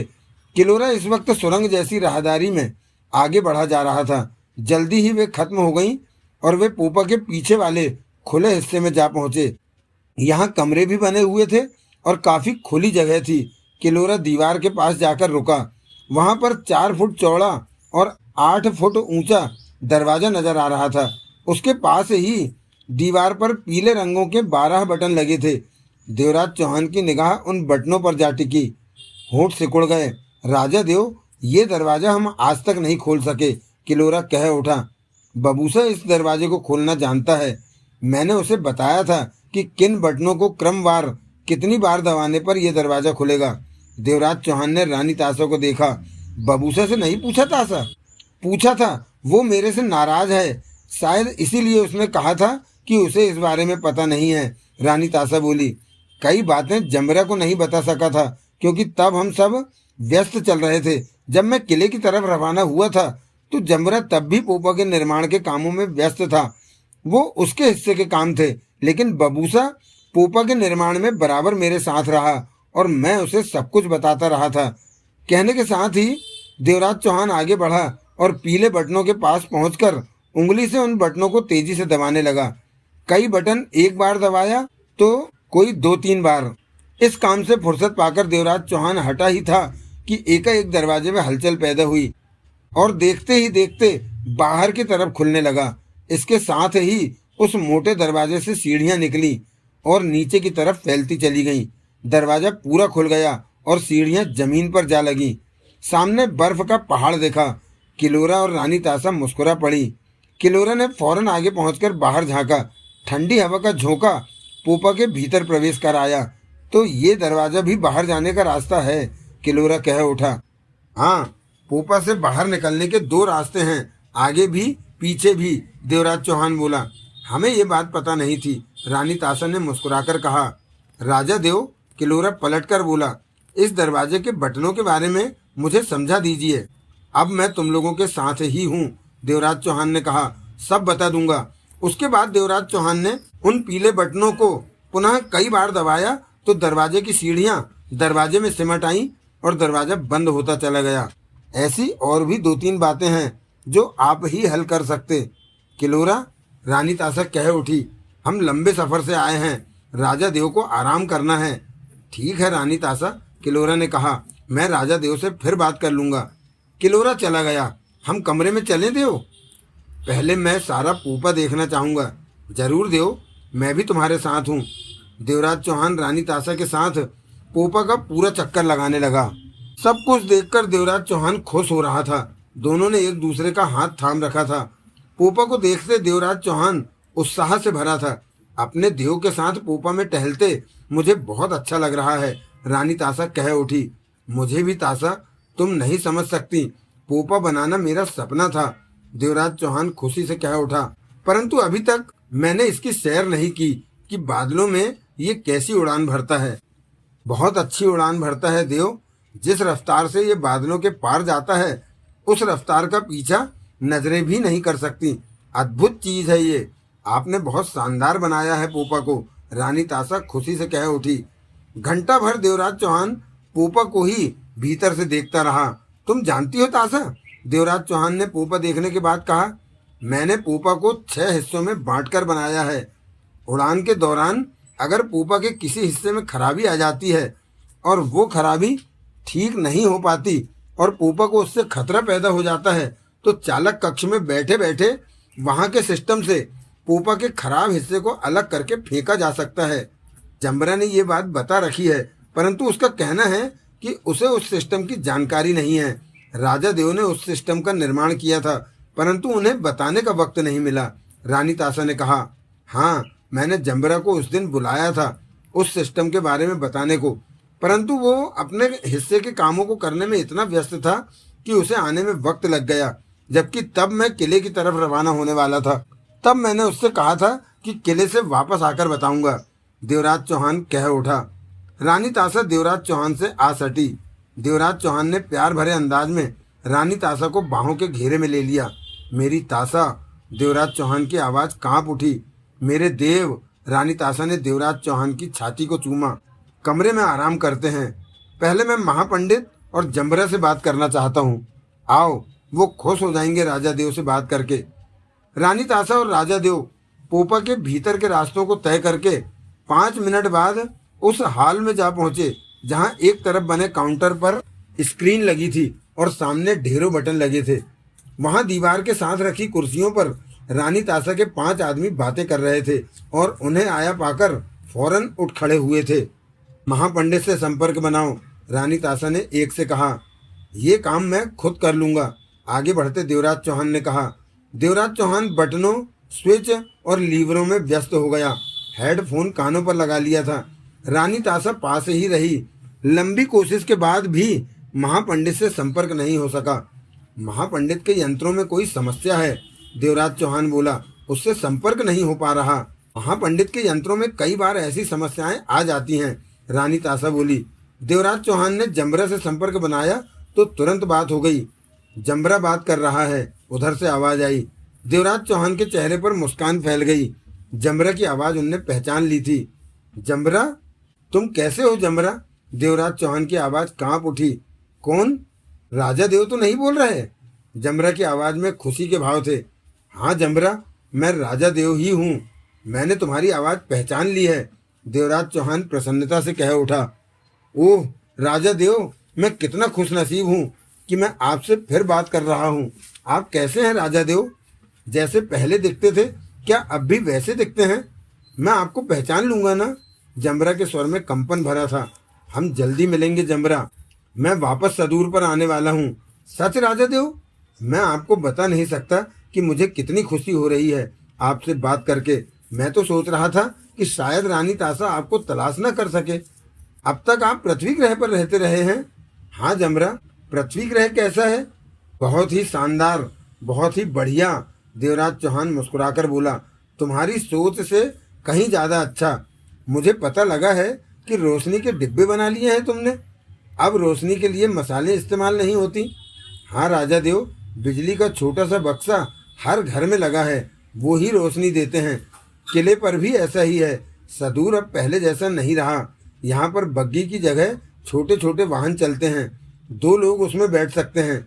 मैंने आपके लिए भी एक ऐसा वाहन बनाया है जिसमें 6 लोग बैठ सकते हैं। मैंने एक उड़ने वाले वाहन का निर्माण भी किया है, परंतु वो सदूर के लोगों के लिए नहीं बनाया। अगर उड़ने वाला वाहन सबके पास होगा तो वह हवा में ही एक दूसरे से टकराकर नीचे गिरकर मर सकते हैं। अब आप आ रहे हैं तो इसका फैसला आप ही कीजिएगा। सदूर के रास्ते पक्के और शानदार बना दिए गए हैं। यहाँ अब धातु की जगह सिक्के चलते हैं। मैंने सिक्कों के लिए एक नई तरह के पदार्थ की इजाद की है। आप सदूर को पहचान ही नहीं पाएंगे राजा देव, उत्साह में भरी थी जमरा की आवाज़। देवराज चौहान के चेहरे पर मुस्कान थी। तुमने सदूर के लिए बहुत मेहनत की है जमरा, देवराज चौहान ने कहा। राजा देव, आप यहाँ होते तो जाने किस किस कैसी चीज़ों का निर्माण कर देते। मैंने तो कुछ भी नहीं किया, जमरा ने तेज स्वर में कहा। क्या पृथ्वी पर भी ऐसी चीज़ें हैं? बहुत। पृथ्वी हमारे सदूर से बहुत ज़्यादा आगे है। फिर तो आप सदूर पर आकर कई नई चीज़ों का निर्माण कर देंगे जो पृथ्वी पर आपने देखी है। तुम्हारी सहायता के बिना मैं कुछ नहीं कर पाऊंगा जमरा। मैं तो हर वक्त आपकी सेवा में मौजूद हूँ। मुझे अभी भी यकीन नहीं आ रहा कि रानी ताशा ने आपको ढूंढ निकाला है। हम जल्दी मिलेंगे जमरा। पृथ्वी से पोपा में कब रवाना हो रहे हैं? बहुत जल्दी। अब यहाँ कोई काम नहीं बचा। मैं आपके आने की खुशी में किले को रोशनी से सजा दूंगा राजा देव। शुक्रिया। महापंडित से संपर्क नहीं हो पा रहा? देवराज चौहान ने पूछा। उसकी तारों में कुछ समस्या आ रही है, वो उन्हें ठीक कर रहा है। अब तो महापंडित ने बहुत बड़ी बिल्डिंग का निर्माण कर लिया है, वो उसी में रहता है। मैं आपके लिए नया किला बनाना चाहता था, परंतु रानी ताशा ने इनकार कर दिया कि वो उसी किले में रहेंगी जहां वो रहती रही हैं। लेकिन आप जरूर चाहेंगे कि नए किले का निर्माण हो जो कि पहले किले से कहीं ज़्यादा लाजवाब होगा। जमरा बहुत ज़्यादा उत्साह में था। हाँ जमरा, हम बहुत शानदार किला बनाएंगे, देवराज चौहान ने मुस्कुराकर कहा। पास खड़ी रानी ताशा के चेहरे पर मीठी मुस्कान तैर गई। बातें समाप्त करके देवराज चौहान ने हेडफोन उतार कर रखा। मुझे कितना अच्छा लग रहा है देव कि तुम मेरे करीब हो। रानी ताशा की आंखें भर आईं। जमरा ने बहुत कहा कि नया किला बनाया जाए, परंतु पुराने किले में तुम्हारी यादें थी देव, जिनके सहारे मैं जी रही थी। मैं उन्हें अपने से दूर नहीं करना चाहती थी। अब तुम आ गए हो तो जो अच्छा लगे वो करो, मुझे तो बस तुम्हारा साथ चाहिए। देवराज चौहान ने रानी ताशा का हाथ थाम लिया। प्यार भरी निगाहों से उसे देखा। मुझे भी तो तुम्हारा साथ चाहिए ताशा, तुम्हारे बिना मैं सांसें भी नहीं लेना चाहूंगा। अब हमारा वक्त बहुत अच्छा निकलेगा देव। हाँ, बहुत अच्छा होगा आने वाला वक्त। तभी हम्बस ने वहां प्रवेश किया और पास आकर बोला, राजा देव, आपके वापस आ जाने से मुझे बहुत खुशी हुई। देवराज चौहान ने हम्बस को देखते हुए कहा, मैंने तुम्हें पहचाना नहीं। देव, रानी ताशा कह उठी, ये हम्बस है, किलोरा के बाद पोपा का महत्वपूर्ण आदमी। देवराज चौहान ने हम्बस को गले लगाया। फिर हम्बस ने रानी ताशा से कहा, किलोरा कह रहा था कि मुझे कुछ साथियों के साथ डोबू जाति में छोड़कर पोपा चला जाए और हम डोबू जाति को चलाएंगे। पहले ऐसा ही सोचा था हम्बस, रानी ताशा ने कहा, परंतु अब विचार बदल गया है। सदूर पर पहुंचकर राजा देव इतने व्यस्त हो जाएंगे कि शायद हम दोबारा पृथ्वी पर ना आ सकें। आए तो जाने कब आए। ऐसे में राजा देव ने फैसला लिया है कि हम सब ही वापस सदूर चले जाएंगे, यहाँ कोई नहीं रहेगा। अगर कभी दोबारा हमें पृथ्वी पर आना हुआ तो पोपा कहाँ पर उतरेगा, हम कहाँ पर रहेंगे? हम्बस बोला। रानी ताशा ने देवराज चौहान को देखा। आप इस बात का जवाब दीजिए राजा देव, रानी ताशा ने कहा। पोपा यहीं डोबू जाति में उतरेगा, देवराज चौहान बोला। परंतु डोबू जाति वाले ऐतराज कर सकते हैं, क्योंकि हमने यहाँ कई महत्वपूर्ण लोगों की जान ली है। देवराज चौहान के चेहरे पर सोच के भाव उभरे। फिर कह उठा, इस समस्या का हल निकल जाएगा, मैं बबूसा से बात करूंगा। तो ये बात पक्की है कि हम में से यहाँ कोई नहीं रहेगा, रानी ताशा बोली। देवराज चौहान ने सहमति से सिर हिला दिया। ये बात आप इसलिए कह रहे हैं कि क्योंकि बबूसा नहीं चाहता डोबू जाति बंधक रहे हमारी। डोबू जाति को कोई तकलीफ देना गलत होगा, उन्हें बंधक बना लेना धोखा देने जैसा है। वो तुम्हारे दोस्त रहे हैं। अब तक जो हो गया वो तभी ठीक होगा जब हम डोबू जाति को आज़ाद कर दें, देवराज चौहान ने कहा। वैसे भी सदूर पहुंचने के बाद हमें इतना वक्त ही नहीं मिलेगा कि हम पलटकर पृथ्वी की तरफ देख सकें। मुझे सदूर में ऐसी बहुत चीज़ों का निर्माण करना है जो पृथ्वी पर है पर सदूर पर नहीं है। हम सब ही यहाँ से सदूर जाएंगे ताशा। सुन लिया हम बस? जी रानी ताशा, कब चलेंगे हम यहाँ से? रानी ताशा ने देवराज चौहान को देखा। जल्दी ही यहाँ से चल देंगे हम बस, देवराज चौहान ने कहा।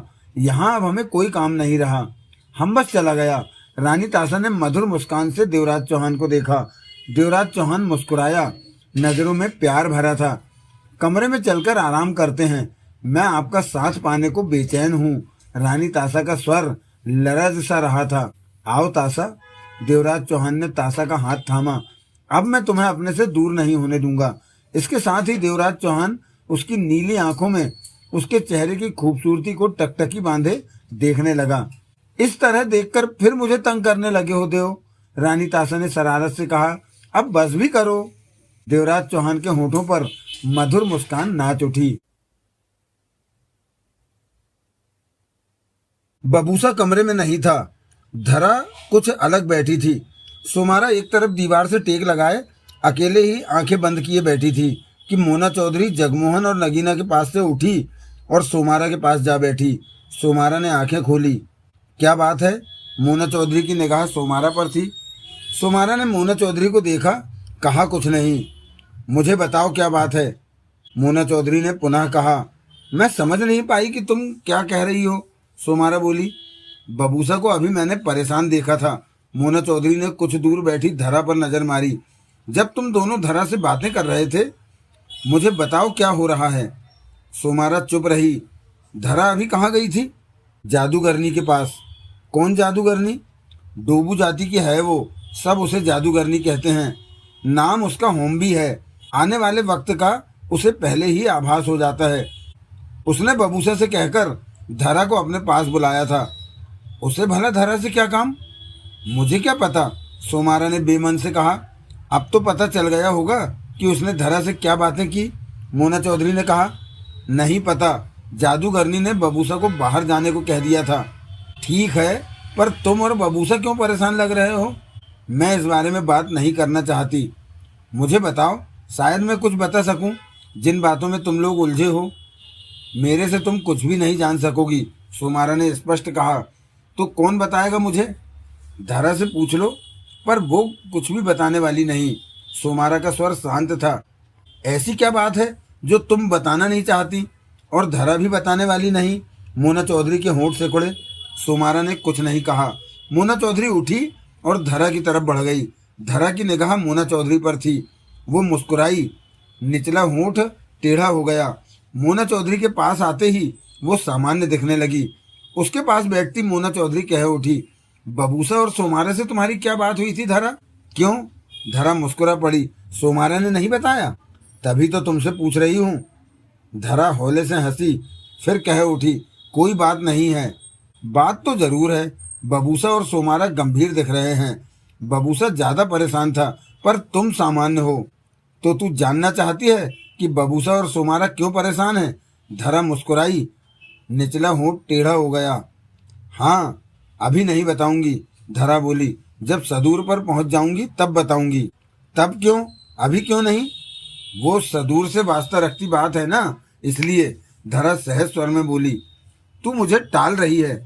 नहीं मोना चौधरी, मैं तो तेरे को स्पष्ट बता रही हूँ कि कब बताऊंगी। मोना चौधरी कुछ पल धरा को देखती रही, फिर बोली, तू यहाँ क्यों बैठी है? हमारे साथ वहाँ बैठ। मुझे अकेला रहना ही अच्छा लगता है। जब जरूरत थी तो तुम लोगों के साथ थी। तुम्हारी बातें अजीब सी होने लगी हैं धरा। धरा मुस्कुराई, मोना चौधरी को देखती रही। निचला होंठ थोड़ा सा टेढ़ा हो गया था। मोना चौधरी ने गर्दन घुमाकर सोमारा को देखा। वो इधर ही देख रही थी। मोना चौधरी उठी और जगमोहन नगीना की तरफ बढ़ गई। दोनों की निगाह पहले से ही मोना चौधरी पर थी। वो जब पास बैठी तो नगीना ने पूछा, क्या हुआ? धरा, सोमारा और बबूसा में कोई बात हुई है, मोना चौधरी बोली। उस बात के बाद सोमारा और बबूसा परेशान हो गए हैं।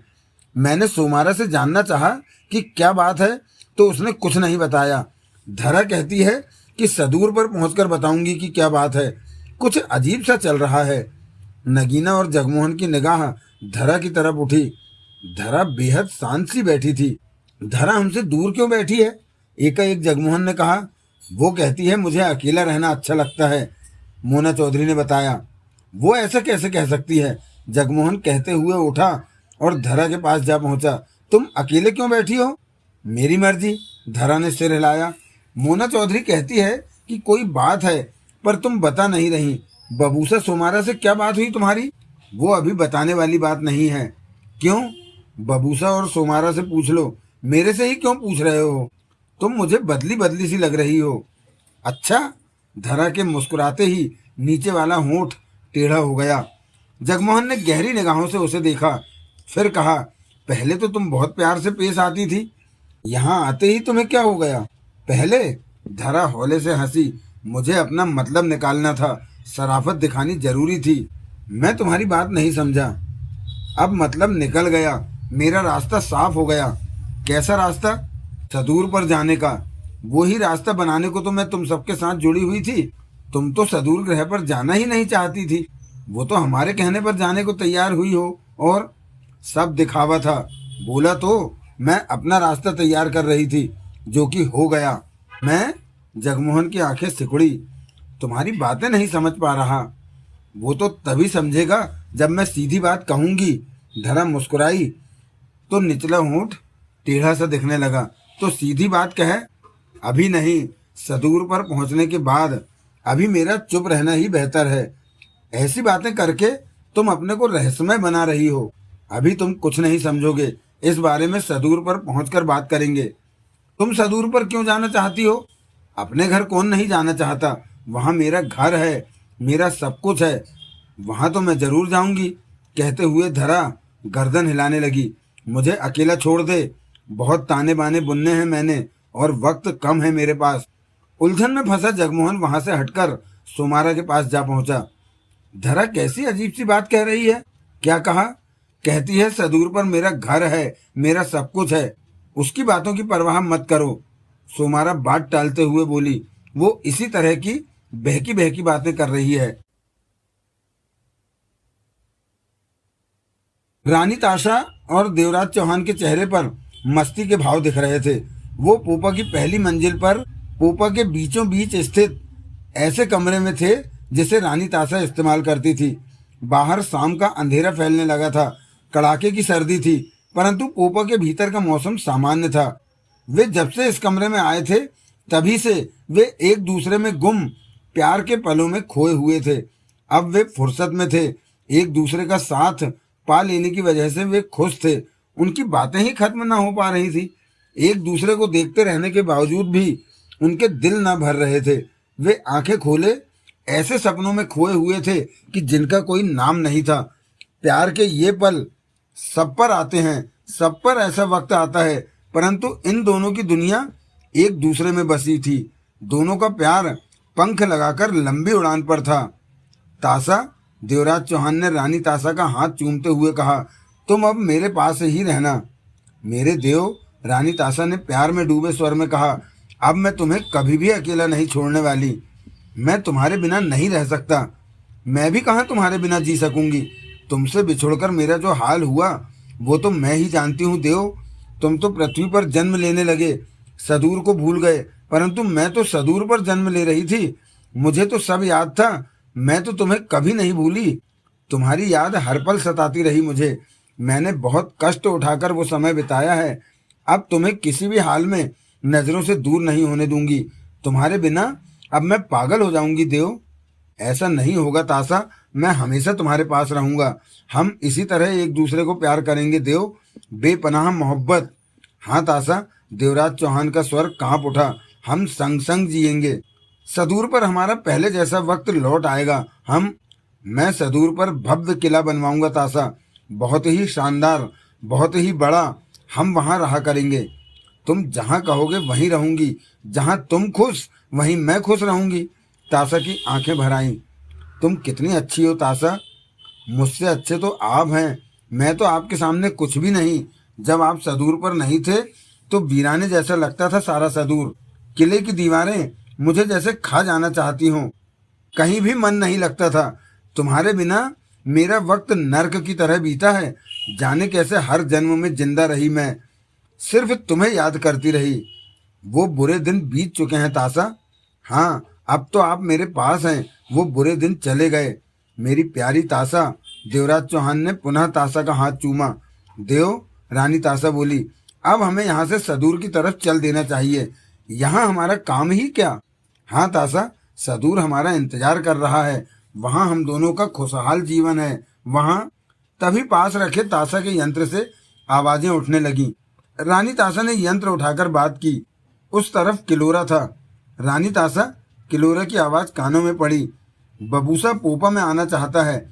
मैंने इनकार किया, परंतु वो कहता है कि राजा देव ने उसे पोपा में आने की इजाजत दे रखी है। क्या उसे आने दूं?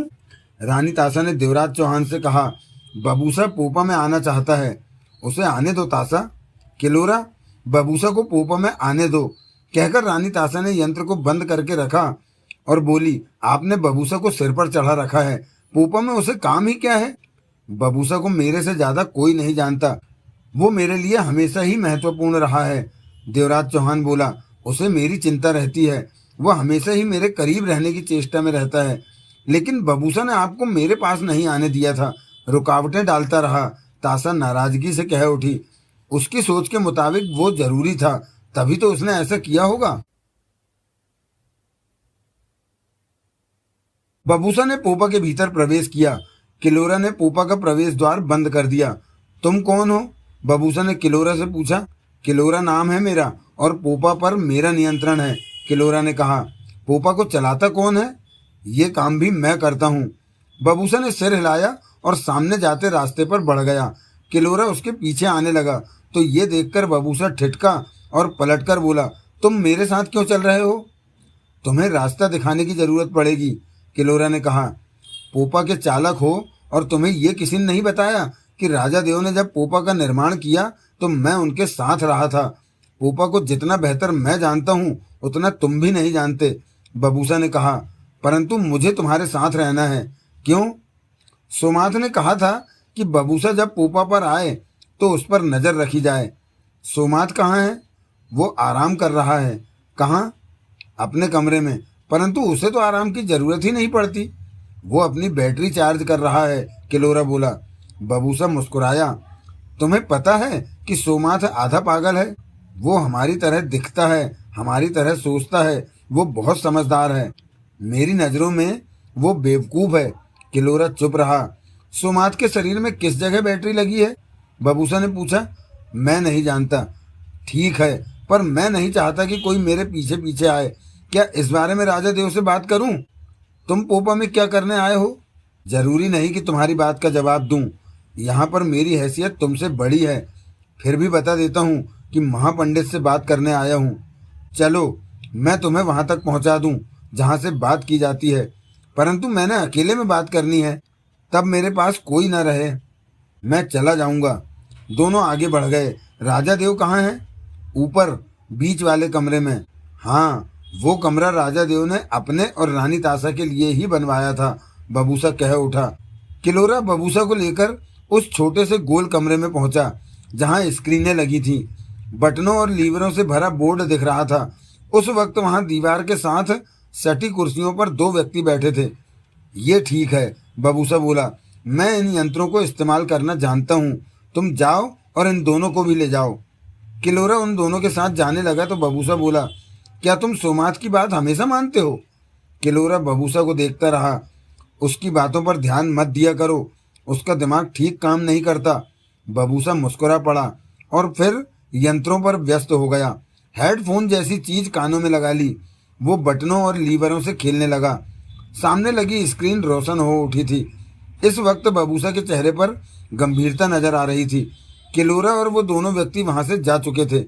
10 मिनट की चेष्टा के बाद ही महापंडित से संपर्क बन सका। एकाएक सामने की स्क्रीन पर महापंडित का चेहरा दिखा। पहले कुछ धुंधला था, फिर चेहरा स्पष्ट होता चला गया। कैसे हो महापंडित? बबूसा ने गंभीर स्वर में कहा। अच्छा हूँ। महापंडित कुछ उलझन में दिख रहा था। हम सब सदूर पर वापस आ रहे हैं। जान चुका हूँ मैं, राजा देव ने बताया।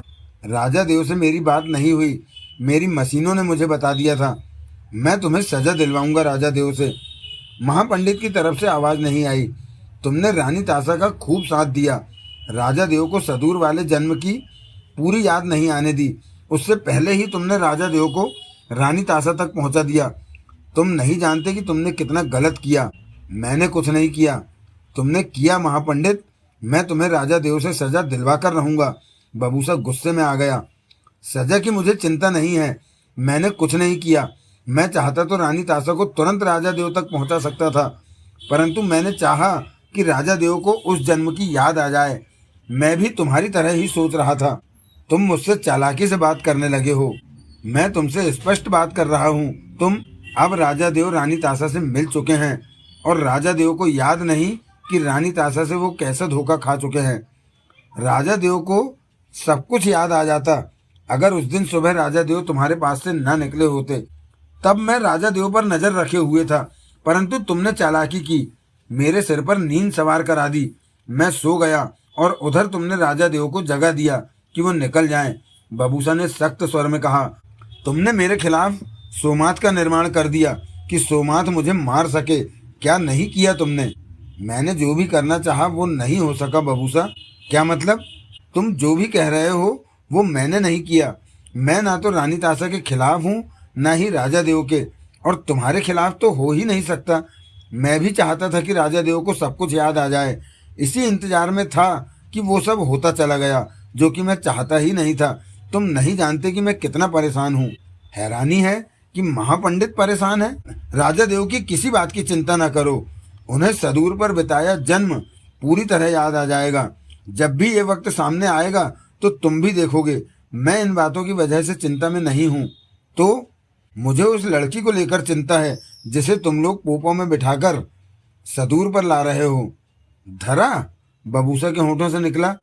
मैं उसका नाम नहीं जान पाया, परंतु मेरी मशीनों ने मुझे स्पष्ट संकेत दे दिए हैं कि उसके सदूर पर आते ही सदूर नई तरह की मुसीबतों में घिर जाएगा। उसे अपने साथ मत लाओ। महापंडित की आवाज कानों में पड़ी। बबूसा फौरन कुछ न कह सका।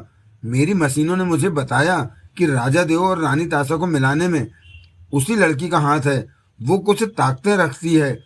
उसी की ताकतों की कोशिश का नतीजा है कि राजा देव रानी ताशा के पास पहुंच गए। उसने ऐसा क्यों किया? बबूसा के होठों से निकला। वो चाहती थी कि रानी ताशा और राजा देव मिल जाएं ताकि उसे सदूर पर पहुंचने का मौका मिले। वो सदूर पर क्यों जाना चाहती है महापंडित? अभी ये बात मेरी मशीनें नहीं बता पाई, परंतु मशीनों ने संकेत दे दिए हैं कि सदूर पर पहुंचकर उस लड़की की ताकतें बढ़ जाएंगी जिन पर काबू पाना कठिन हो जाएगा। मैं इस बारे में चिंतित हूँ। और क्या बताया तुम्हारी मशीनों ने? मशीनें इस काम पर लगी हैं, लेकिन मुझे उनसे कोई जवाब नहीं मिल रहा। पता नहीं वो लड़की कौन है। मेरी उससे बात हुई, बबूसा ने गंभीर स्वर में कहा। क्या? जादूगरनी से भी उस बारे में बातें हुई, परंतु वो मुझे कुछ भी बताने को तैयार नहीं। मुझे बताओ वो बातें। धरा मेरे लिए रहस्य बन गई है महापंडित। मैं उसे सीधी सादी लड़की समझता था, परंतु उसका जो रूप मेरे सामने आया है वो हैरान कर देने वाला है। मैं भी उसे लेकर बहुत चिंतित हूँ। अगर तुम्हारे पास बताने को कुछ है तो मुझे बताओ बबूसा। वो बातें मैं मशीनों को बताऊंगा तो उन्हें सहायता मिलेगी अपना काम करने में। वो जल्दी किसी नतीजे पर पहुंच जाएंगी। महापंडित की आवाज़ कानों में पड़ी। मुझे तो हैरानी है कि मशीनें मुझे उस लड़की के बारे में बताने में इतनी देर क्यों लगा रही हैं। धरा कहती है कि वो सदूर की है और अब वापस सदूर जा रही है, बबूसा बोला। उसकी बात पर मुझे हैरानी हुई। वो कहती है कि डोबू जाति इसलिए गई थी कि उसकी ताकतों ने उसे बता दिया था कि डोबू जाति जाने पर ही सदूर जाने का उसका रास्ता खुलेगा, और ऐसा हुआ भी। मैं उसे मिला और वो सब मुझे पता है। जादूगरनी कहती है कि अगर मैंने तुझे धरा के बारे में बता दिया तो इसका पता उसे चल जाएगा और वो मेरी जान ले लेगी कि मैं कहीं दूसरों के सामने ये बात वक्त से पहले ना खोल दूं। जादूगरनी ने मुझे बताया कि 250 साल पहले धरा की ताकतों ने सदूर वापसी का रास्ता तलाशना शुरू कर दिया था। रानी ताशा ने उस जन्म में राजा देव के साथ जो धोखा किया वो सब धरा की ताकतों ने ही रानी ताशा से करवाया था, बबूसा ने गंभीर स्वर में कहा। ओह, ये तो बहुत बड़ी बात बताई बबूसा। महापंडित की आवाज कानों में पड़ी। मैंने इस बारे में धरा से बात की तो उसने कहा अब उसे सदूर जाने का रास्ता मिल रहा है। तो वो ये खेल सैकड़ों बरस से खेल रही है कि वापस सदूर पहुंच सके। हाँ, तुमने उससे पूछा कि वो कौन है? पूछा, पर उसका कहना है कि जब पोपा उसे लेकर चल देगा तो तब अपने बारे में बताएगी। जरूर इसमें कोई खास बात है। महापंडित, उसके पास कैसी ताकतें हैं? मेरे पास अभी इन बातों का कोई जवाब नहीं है। वो शैतान की तरह लगती है कभी कभी, तो कभी मासूम दिखती है, बबूसा ने होंठ भींचकर कहा। पर मुझे आभास होने लगा है कि बात जरूर कुछ है। होम भी गलत बात कभी नहीं कहेगी, और तुमने भी कहा कि वो लड़की मुसीबतें खड़ी करेगी। सदूर किसी तरह से मुसीबत में ना पड़े, इसके लिए तुम कोशिश कर सकते हो बबूसा। कैसी कोशिश? उसे सदूर पर मत आने दो, पृथ्वी ग्रह पर छोड़ दो उसे। बबूसा के होंठ भिज गए। क्या सोचने लगे? शायद ये संभव नहीं होगा महापंडित, बबूसा ने गंभीर स्वर में कहा। धरा 250 सालों से सदूर पर जाने की तैयारी कर रही है, और अब वक्त आया तो क्या वो रुक पाएगी? जबकि जादूगरनी ने उसके पास ताकतें होने का भी जिक्र किया है। ये सोचना तुम्हारा काम है। मैं इस बारे में जादूगरनी से बात करूंगा, बबूसा ने सोच भरे स्वर में कहा। जादूगरनी से उस लड़की के बारे में कुछ और जानने की चेष्टा भी करना, महापंडित ने उधर से कहा। मुझसे इस बारे में कुछ हो सका तो मैं जरूर करूंगा। राजा देव कैसे हैं? बेहतर, पहले की तरह ही हैं। मेरी उनसे बात हो सकती है? वो रानी ताशा के साथ कक्ष में हैं। जैसा कि धरा ने कहा कि 250 साल पहले सदूर पर रानी ताशा ने राजा देव के साथ जो किया वो धरा की ताकतों के प्रभाव में किया। वो ताकतें रानी ताशा से ये सब करा रही थी। ऐसे में राजा देव को वो सब याद आया तो वो रानी ताशा को कठोर से कठोर सजा देंगे। वो एक न सुनेंगे कि तब रानी ताशा धरा की ताकतों के प्रभाव में थी। ये तो फिर रानी ताशा के साथ नाइंसाफी हो जाएगी महापंडित। राजा देव के साथ भी तो नाइंसाफी हुई है, परंतु रानी ताशा का क्या कसूर? वो तो धरा की ताकतों के कब्जे में थी। सच में ये मामला बहुत गंभीर है। तुम ठीक कहते हो कि धरा अब कई तरह की नई मुसीबतें खड़ी करेगी सदूर पर पहुंचकर। मुसीबतों से भी ज्यादा मेरी मशीनें इस बारे में संकेत देती जा रही हैं। बबूसा के चेहरे पर चिंता दिखने लगी। तुम कुछ करो बबूसा, उसे सदूर पर मत पहुंचने दो, महापंडित ने उधर से कहा। इसका फैसला तो जादूगरनी से बात करके ही होगा कि मैं कुछ कर सकता हूं या नहीं। दोनों की बातचीत खत्म हो गई। बबूसा वहां से बाहर निकलकर वापस बढ़ा। चेहरे पर सोचें थी। कुछ आगे जाने पर किलोरा मिला। तुम्हारा कमरा तैयार कर दिया है बबूसा, किलोरा ने कहा। आराम कर सकते हो, कमरा तैयार ही रखो, इस वक्त मैंने पोपा से बाहर जाना है। बबूसा गंभीर स्वर में बोला। मैंने तो सोचा था कि रात पोपा में ही बिताओगे, किलोरा ने सामान्य स्वर में कहा। आओ। फिर वो उस तरफ बढ़ गया जिस ओर पोपा से बाहर जाने का दरवाजा था। सदूर पर जाना कब तय हुआ है, बबूसा ने पूछा। अभी इस बारे में मुझसे कुछ नहीं कहा गया। किलोरा ने पोपा का दरवाजा खोला। सामने सीढ़ियां बिछ गई थी। बबूसा बाहर निकलता चला गया। कड़ाके की सर्दी पड़ रही थी। चारों तरफ बर्फ फैली थी। इस अंधेरे में भी वह सफेदी के रूप में चमक रही थी, परंतु बबूसा अपनी ही सोचों में खोया हुआ था। तो दोस्तों, आज का यह एपिसोड नंबर 3 यहीं पर विराम लेता है। इसके पश्चात आपसे पुनः भेंट होगी बबूसा का चक्रव्यूह के चौथे एपिसोड में। तब तक के लिए जय हिंद, जय भारत, वंदे मातरम। और हाँ, अपना ख्याल अवश्य रखिएगा। तो चलिए मिलते हैं बबूसा का चक्रव्यूह एपिसोड नंबर 4 में। धन्यवाद, थैंक यू, शुक्रिया।